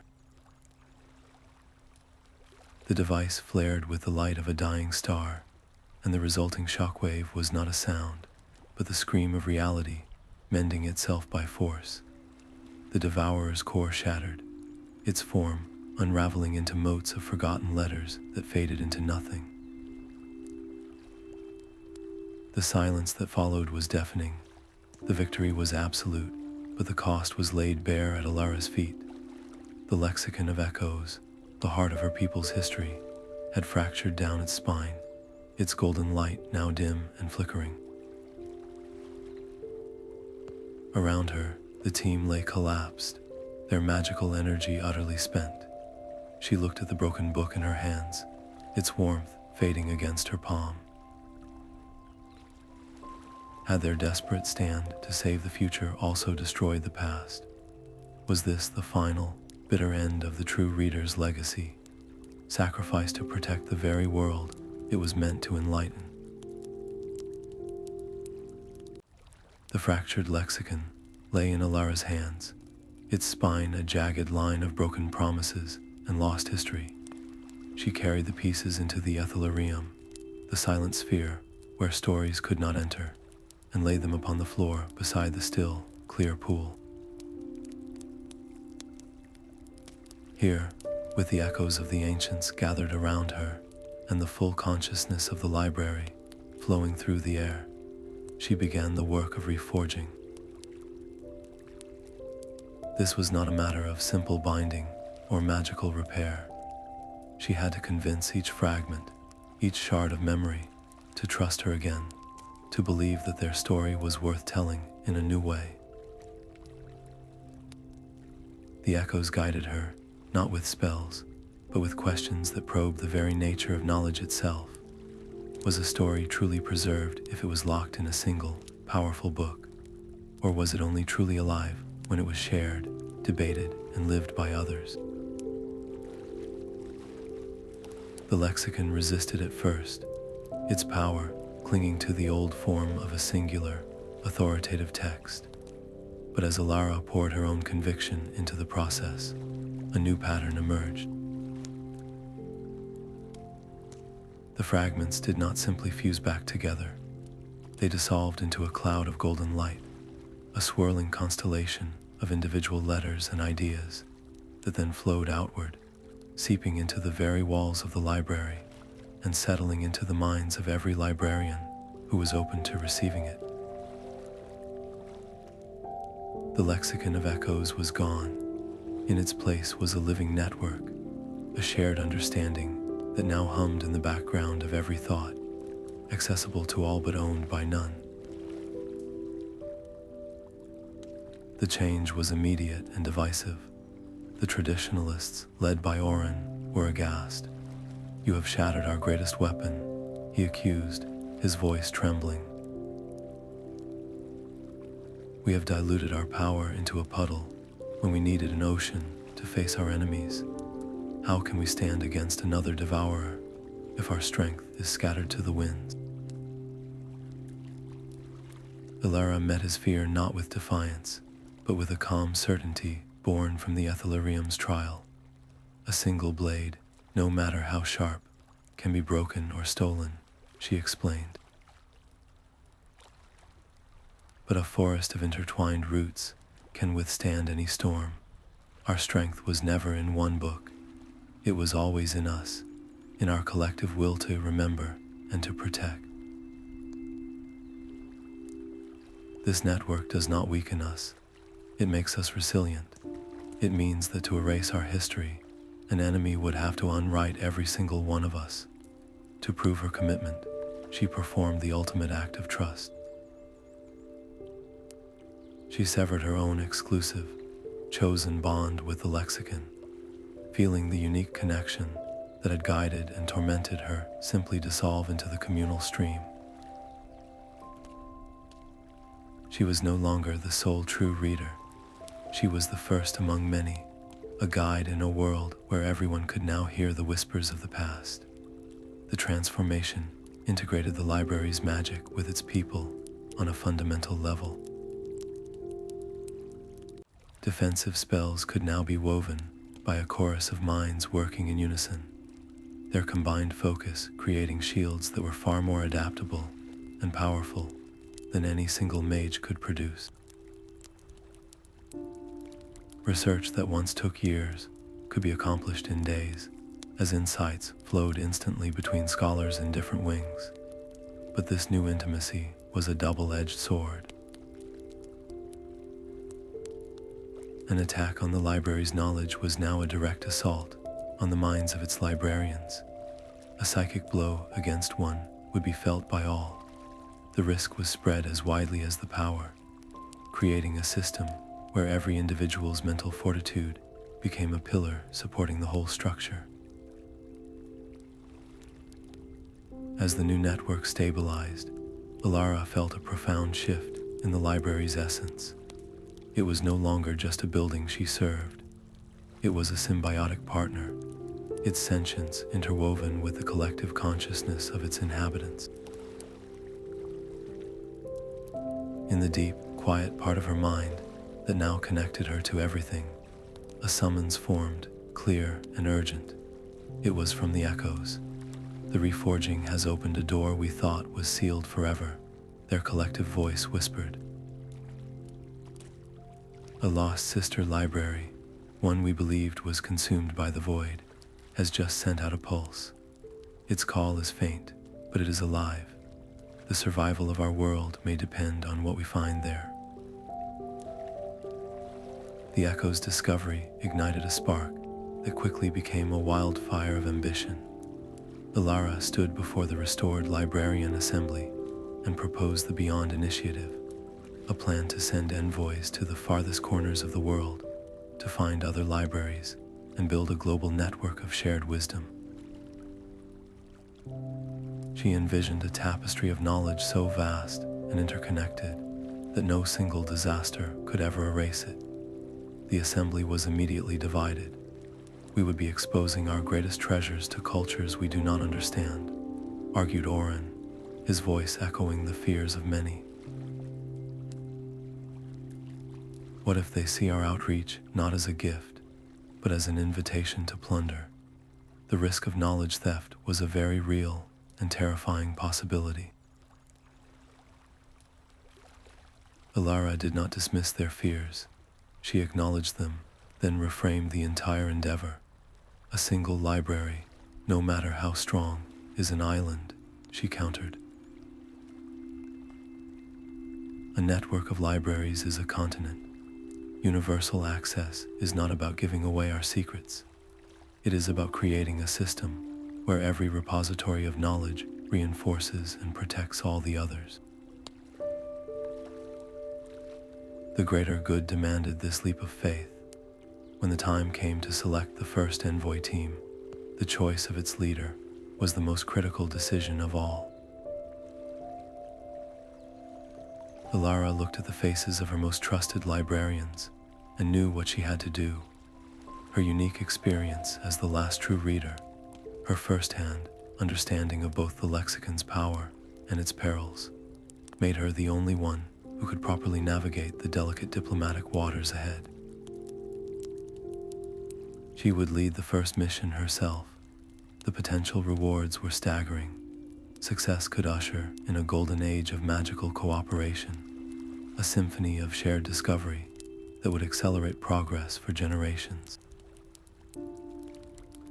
But the price of failure was equally immense. If they misjudged a foreign power, their own hard-won knowledge could be absorbed by a hostile entity, their libraries stripped bare, and their people left vulnerable. The mission team trained for weeks, learning not just offensive spells, but the intricate art of cultural translation. They were equipped with small, crystalline foci that held a sliver of the decentralized lexicon network, allowing them to establish a living connection back to their home, a thread of light through the unknown. As Elara packed her travel satchel, her fingers brushed against the simple, sturdy fabric of her new envoy's robe. She paused, the quiet of her chambers giving space for a profound wave of reflection. She remembered the terrified apprentice sneaking through forbidden archives, her world confined to dusty shelves and the fear of being caught. Now, she was preparing to step into a wider world she had only ever read about, an ambassador not for a ruler or a nation, but for knowledge itself. The journey ahead was a blank page, and she was ready to write its first, crucial words. The crystal archive was not built of stone or paper, but of solidified light. Elara and her team stood before its shimmering gates, their forms reflected and refracted in countless crystalline facets. Inside, the librarians were beings of pure luminance, their knowledge stored not in ink, but in the intricate, shifting patterns of colored beams. Their leader, the Luminarch, was a towering figure of amber radiance, and his skepticism was a palpable chill in the warm air. "You speak of a network where knowledge has no single master," he intoned, his voice a resonant hum. This sounds less like cooperation and more like chaos. It dilutes the authority required to protect such power. Elara felt the weight of her entire library's future in this moment. To argue would seem aggressive. To concede would betray their core principles. Instead, she offered a bridge. "Let us begin with a single, temporary exchange," she proposed. A limited sharing of one specific art from each of our collections. We can prove the value of connection without demanding your full trust from the start. The Luminarch considered this, his light flickering with thoughtful intensity. "To gauge your worth, you must participate in our trial of illumination. You must project the essence of your library's soul for all to witness." The trial was not a test of raw power, but of clarity and conviction. Elara and her team joined their minds through the crystalline fosse they carried, reaching back across the vast distance to the living network of their home. They did not summon a list of rules or a display of magical might.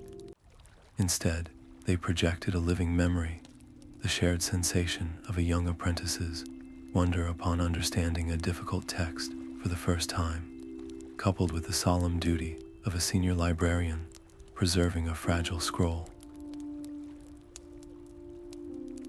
They showed the harmony of countless individual insights, contributing to a greater, unified understanding. The chamber of the Crystal Archive, filled with this resonant truth, a tapestry of collective purpose that shone with its own gentle, steady light.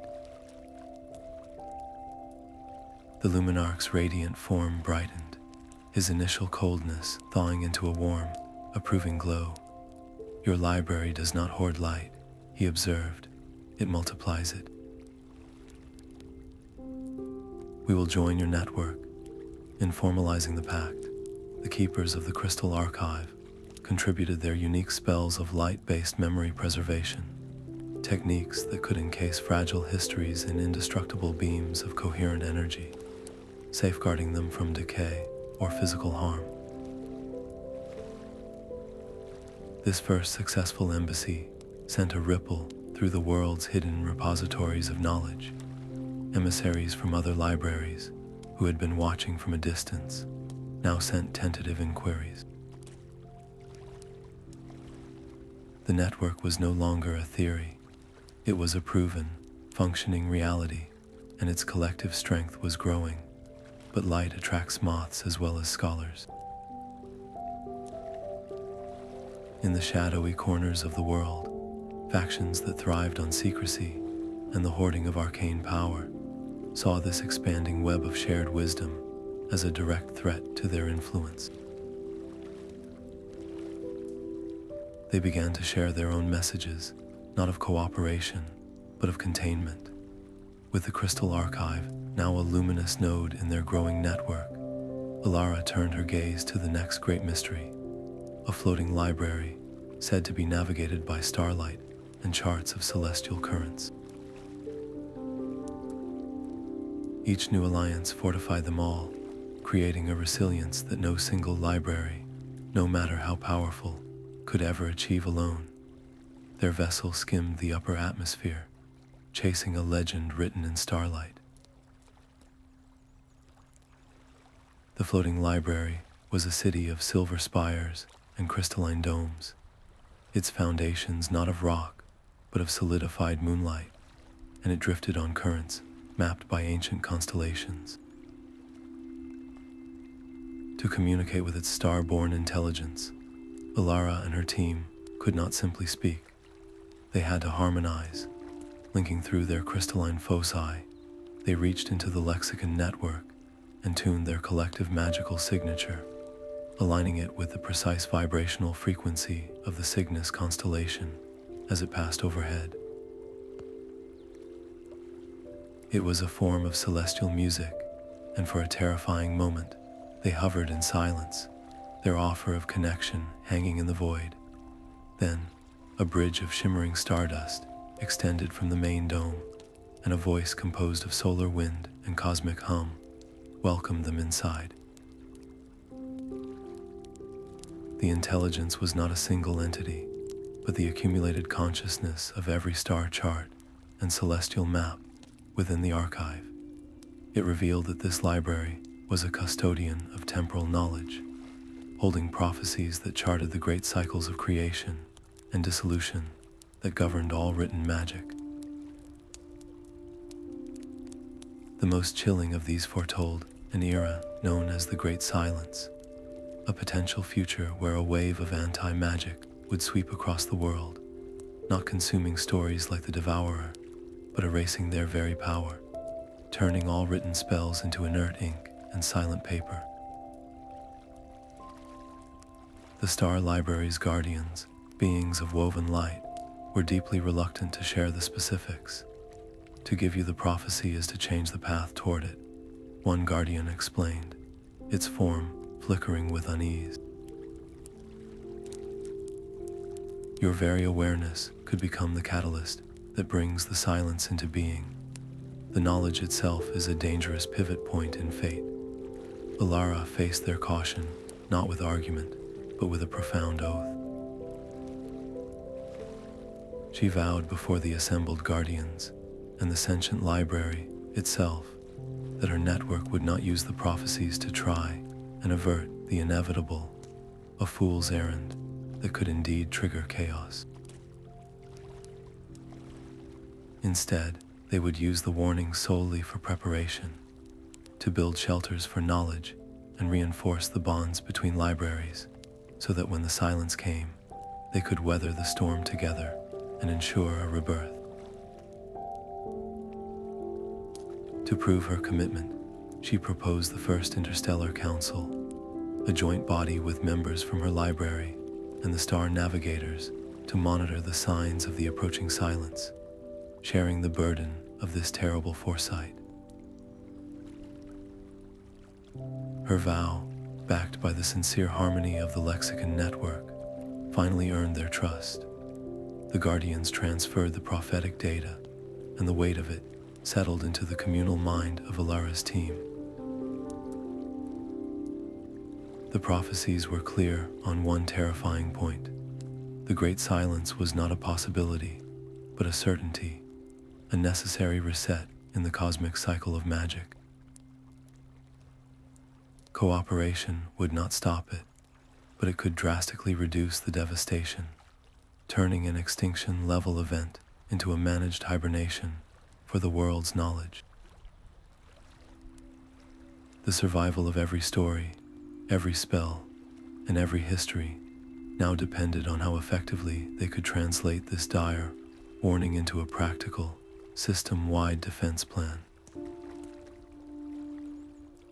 The journey home was a quiet one, the starscape outside the viewport now holding a grim new meaning. Elara spent the transit carefully integrating the prophetic insights into their existing network protocols, creating early warning sensors and designing archival stasis fields that could protect a core of essential knowledge through the magical drought. The network continued to grow, adding new libraries and new strengths, but now a shadow lay over every success, a constant reminder that they were not just building for a brighter future, but fortifying against an inevitable night. The network's tendrils unfurled like the roots of a great tree, and under Elara's careful stewardship, 3 more major libraries joined the alliance.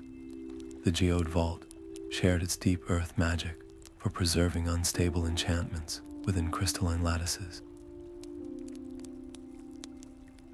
The Archive of Tides offered its fluid linguistics, spells that could cleanse magical pollution from water-damaged scrolls, and the Spire of Whispers contributed its art of woniromancy, the ability to recover lost knowledge from the collective dreams of a people.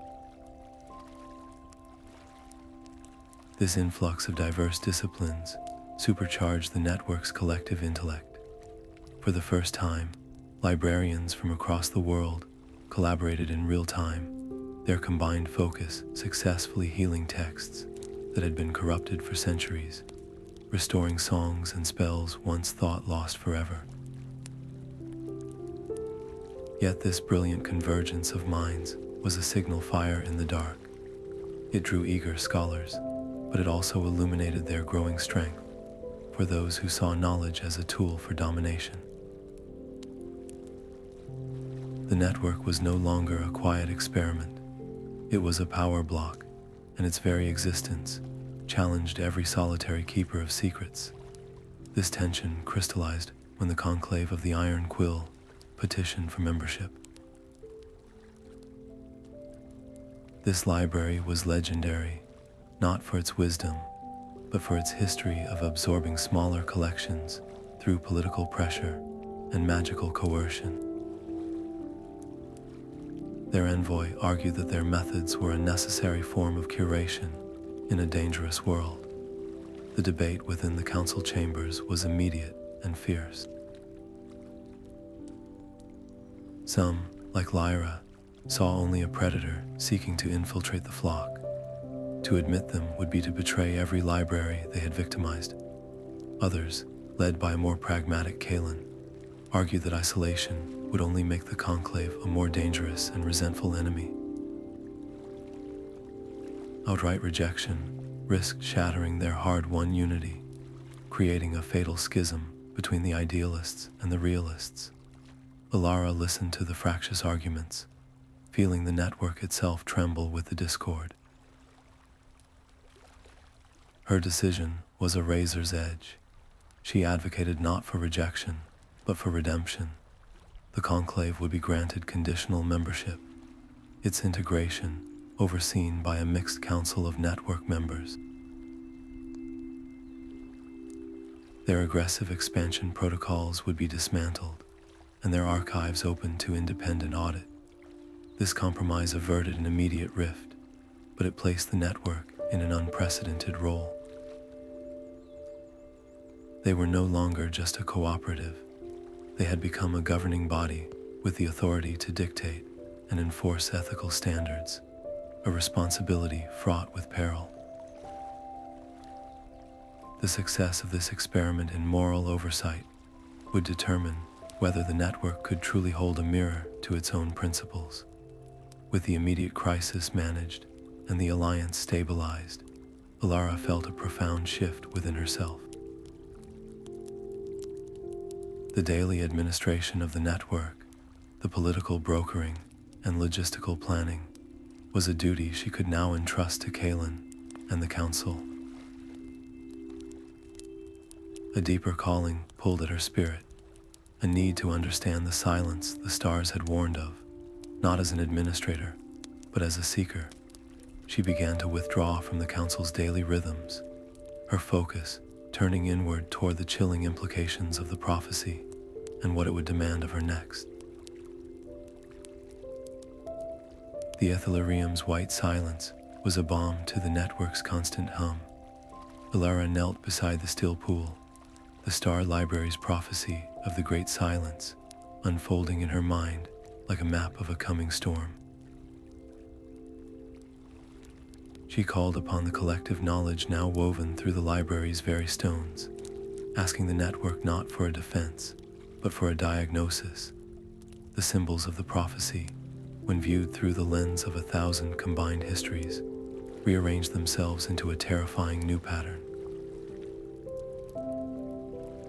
The silence was not a wave from the void. It was a rot from within. It would manifest if their hard-won, decentralized knowledge ever became centralized again, if the power to control information pooled around a single person or a single library, creating a system so brittle that its eventual collapse would shatter magic itself. The enemy was not out there. It was a potential future version of themselves. This revelation turned their entire strategy inside out. They had been fortifying the walls, but the true danger was a slow poison in the well. When Elara presented this to the Network Council, the reaction was immediate and divisive. Some members, particularly those from newer, smaller libraries, saw it as a vital warning. Others, especially from the more established repositories, took it as a personal accusation. Oren, his voice tight, argued that constant suspicion would cripple their ability to act decisively. "You are sowing doubt where we have only just built trust," he declared. Elara stood firm, her conviction forged in the Ethelerium's clarity. "Trust is not the absence of oversight," she countered. "It is the reason for it. We are not suspecting each other. We are suspecting the allure of power itself, a force that has corrupted better beings than us." To prove this was a protection for all and a weapon against none, she instituted a system of regular, fully transparent audits. A rotating council of librarians from different member libraries would now periodically review knowledge access logs and resource allocation across the entire network. No single entity, not even her own home library, would be exempt from the examination. The goal was to ensure the river of knowledge continued to flow to everyone, never dammed up for the benefit of a few. The first rounds of audits were tense, but their value became undeniable almost immediately. They uncovered minor issues, a librarian redirecting rare materials to a personal research project, a small archive quietly limiting access to its most valuable texts. These small corruptions were corrected openly, reinforcing the network's trust in the system rather than eroding it. But then the auditors found something darker. A splinter group, calling themselves the Curators of Purity, had been operating in the shadows of several allied libraries. They were not sharing knowledge. They were hoarding it, specifically the most dangerous and volatile texts on magical warfare and reality alteration. Convinced that the network's openness was a fatal weakness, and that they alone were fit to wield such power for the greater good. They were not external invaders. They were librarians, archivists, and scholars who had once sworn the same oaths as everyone else. Elara looked at the audit reports, a cold dread settling in her soul. The prophecy was no longer a distant warning. It was a diagnosis of a present sickness.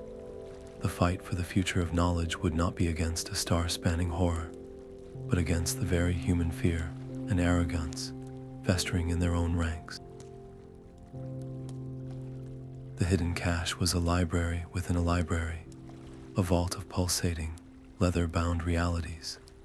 Elara found the Curators of Purity, not in some shadowy corner, but in a beautifully appointed reading room, their faces illuminated by the dangerous glow of the books they guarded. They did not deny their actions, they justified them.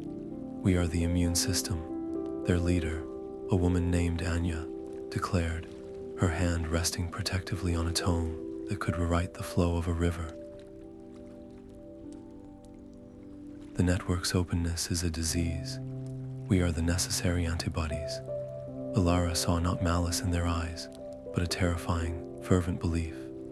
A direct confrontation would only validate their fear and risk a magical war inside their own home. She offered them a path no tyrant ever would. "Lay down your books and join us openly," she proposed. "Full amnesty, in exchange for your expertise being supervised by a council of your peers. You will not be prisoners, you will be teachers." The silence in the room was absolute. Anya's defiant posture wavered, the weight of her self-appointed burden suddenly looking less like a shield and more like a chain. The promise of community, of being heard instead of hunted, was a more powerful weapon than any spell Elara could have cast. They agreed. The reintegration was a delicate, painstaking process. Each reality-altering text was cataloged, and its access governed by the new, transparent audit system. The knowledge was secured, but the philosophical wound remained. Elara spent long hours in the quiet of her study, the memory of the Archivist's cold eyes haunting her. Was she being naive, letting such a blatant challenge to her authority go unpunished? Felt dangerously weak. A part of her craved the clarity of exile, the stark justice that would warn others against such betrayal. Yet she remembered her own desperate flight through the forbidden archive, driven by what she believed was a righteous cause. Mercy was not the opposite of justice. It was its higher form. She assigned Anya and the other ringleaders not to scrubbing floors, but to mentorship. They would lead seminars on the psychology of secrecy, teaching the next generation to recognize the seductive whisper that promised safety in absolute control. Their punishment was to become living lessons in the cost of isolation. This choice did more than resolve a crisis. It purified the network's core principle, proving that its systems could withstand internal corruption and heal it without breaking.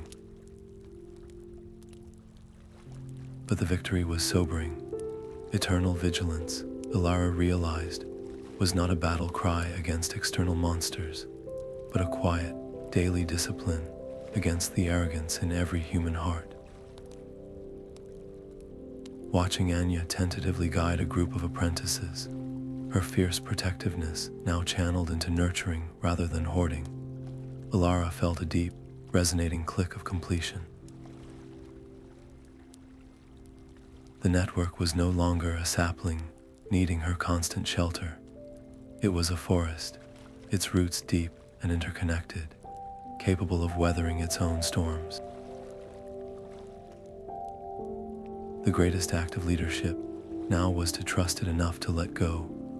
She began the quiet work of preparing her successors, passing the torch to a council that included both Kaelin's pragmatism and Lyra's fiery idealism.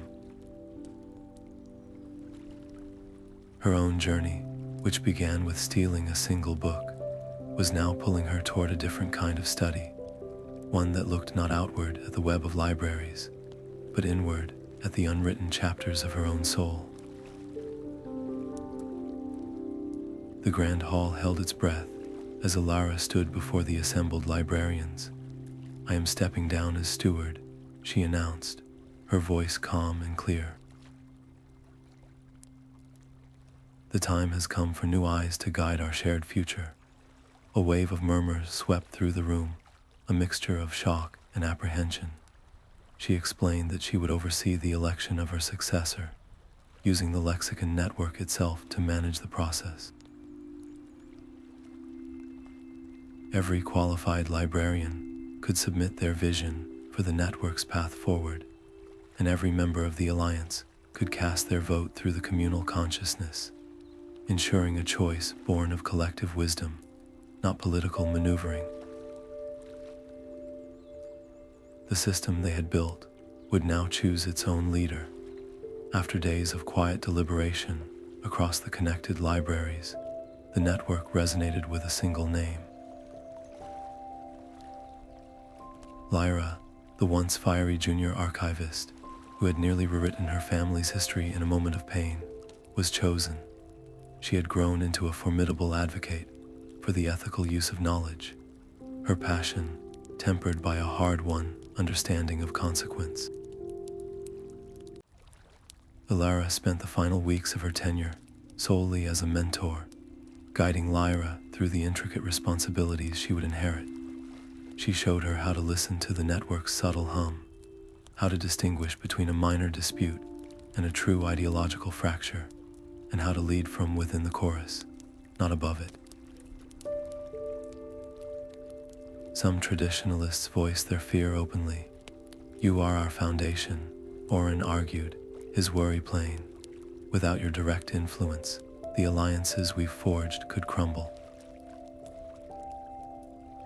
Elara placed a hand on his shoulder. "The foundation is not me," she replied gently. It is the trust we have woven between every library and every librarian that will hold. On the day of the formal transition, Elara performed her final symbolic act. She held up the personal, fractured copy of the lexicon that had been her constant companion since the Forbidden Archive. Then she placed it upon the central dais, and with a focused thought, allowed its physical form to dissolve. The shimmering fragments flowed back into the communal pool of knowledge, a powerful reinforcement of her core belief that no single person should ever hold such power exclusively again. As she watched Lyra take the oath of office, her first official act a proposal to expand the Interstellar Council, Elara felt a profound and quiet fulfillment. The library's secret life, once guarded by silence and fear, was now an open book, its pages held and protected by countless hands. Her great work was complete, but the story itself was only just beginning its next, unwritten chapter. The air in the great hall crackled with the ozone scent of a breaking storm. Anya stood at the center of the vast chamber, the stolen Codex of Unmaking held aloft in her hands. Its pages pulsed with a sickly violet light, and the very air around her shimmered, reality itself softening like wax under a flame. "You speak of unity as a strength," she cried out, her voice amplified by the text's terrible power, "but I see only weakness. A system this open is a wound, and I will cauterize it." She began to chant, her words weaving a new, brutal narrative where the network's connections were not bonds of trust, but chains to be shattered. The floor beneath their feet rippled, and phantom cracks spread across the walls, visions of a future where every library stood alone and fortified against the others. Elara felt the assault not as a physical blow, but as a tearing at the edges of her own mind, an attempt to rewrite the truth she had sacrificed everything to build. She did not step forward to confront Anya alone. Instead, she closed her eyes and reached out through the lexicon network, not as a commander, but as a conductor. She cast her own certainty into the communal stream, a single, clear note against the dissonance. She showed them not a command, but a memory, the ink dragon's tear, the phantom vase flickering, the silent understanding in the Ethelerium. She asked them, every librarian in every connected hall across the world, to remember why they had chosen this difficult path. Then, she gave them a new story to tell together. The response was not a roar, but a hum, a low, resonant frequency that built from thousands of throats and minds at once. A junior archivist in the geode vault added her voice, picturing the network not as a fragile web, but as a crystal lattice, each point of light reflecting and reinforcing all the others. A star navigator from the floating library added the image of constellations, bound by gravity into patterns far more enduring than any single star. A former traditionalist, his fear finally conquered by hope, added the simple, sturdy metaphor of a forest, its intertwined roots holding the soil against any storm. They did not attack Anya's narrative, they enveloped it. They wove a collective tapestry of such profound, verifiable unity that the Codex of Unmaking, a tool designed to break solitary wills, had nothing to fracture. The violet light around Anya sputtered and faded, the book in her hands growing heavy and inert as stone. The phantom cracks in the hall sealed with a soft, golden light. She stood alone, not in triumph, but in bewildered silence, the weapon of division rendered useless by an answer it could not comprehend. The coup was over, dissolved not by a spell of force, but by a story told in unison. In the profound quiet that followed, a new understanding settled into the network's very soul. They were no longer an alliance of separate entities. They had become a single, resilient entity, their individual voices now inseparable parts of a grand, unbreakable chorus. The quiet in her personal nook was a comfortable one, filled with the distant, harmonious murmur of 1,000 stories being freely shared. Elara, her hair now silver, but her eyes still holding the same sharp light, watched the flow of knowledge from her window. Below, librarians from the geode vault consulted with starlight navigators, their collaborative magic mending a fractured historical record in real time. This was not the silent, jealous library of her youth, nor was it the turbulent, rebellious one of her middle years. It was an ecosystem, vibrant and self-correcting, and she was content to be a single, satisfied observer within its vastness. The magical libraries of the world were no longer fortresses of hoarded power. They had become living symphonies, each book a unique instrument, contributing to a grand, ever-evolving composition. Power was no longer something to be wielded from a solitary spire. It was a current that flowed through every connected mind, strengthening as it was shared. A junior archivist, barely older than Alara had been when she first touched the lexicon, approached her with a question about a complex ethical dilemma involving a newly discovered prophetic text. Elara did not give her an answer. Instead, she asked the young woman to consider the long-term consequences of each potential choice, to consult the network's historical records on similar dilemmas, and to listen to the counsel of her peers. The foundation was not a set of rigid rules, but a culture of thoughtful stewardship. She had not built a monument to herself, but a resilient, adaptive system that learned from its own past. New challenges would always emerge. There would be new factions tempted by control, new external threats drawn to their collective light, and new forms of knowledge they could not yet comprehend. But the core principle was now woven into the library's very soul, as integral as the stories on its shelves. The true magic was no longer in the books themselves, but in the responsible, shared connection between them and every person who sought to understand. The legacy of the true readers was secure, not in a single chosen one, but in the collective heart of a world that had finally learned to trust its own stories.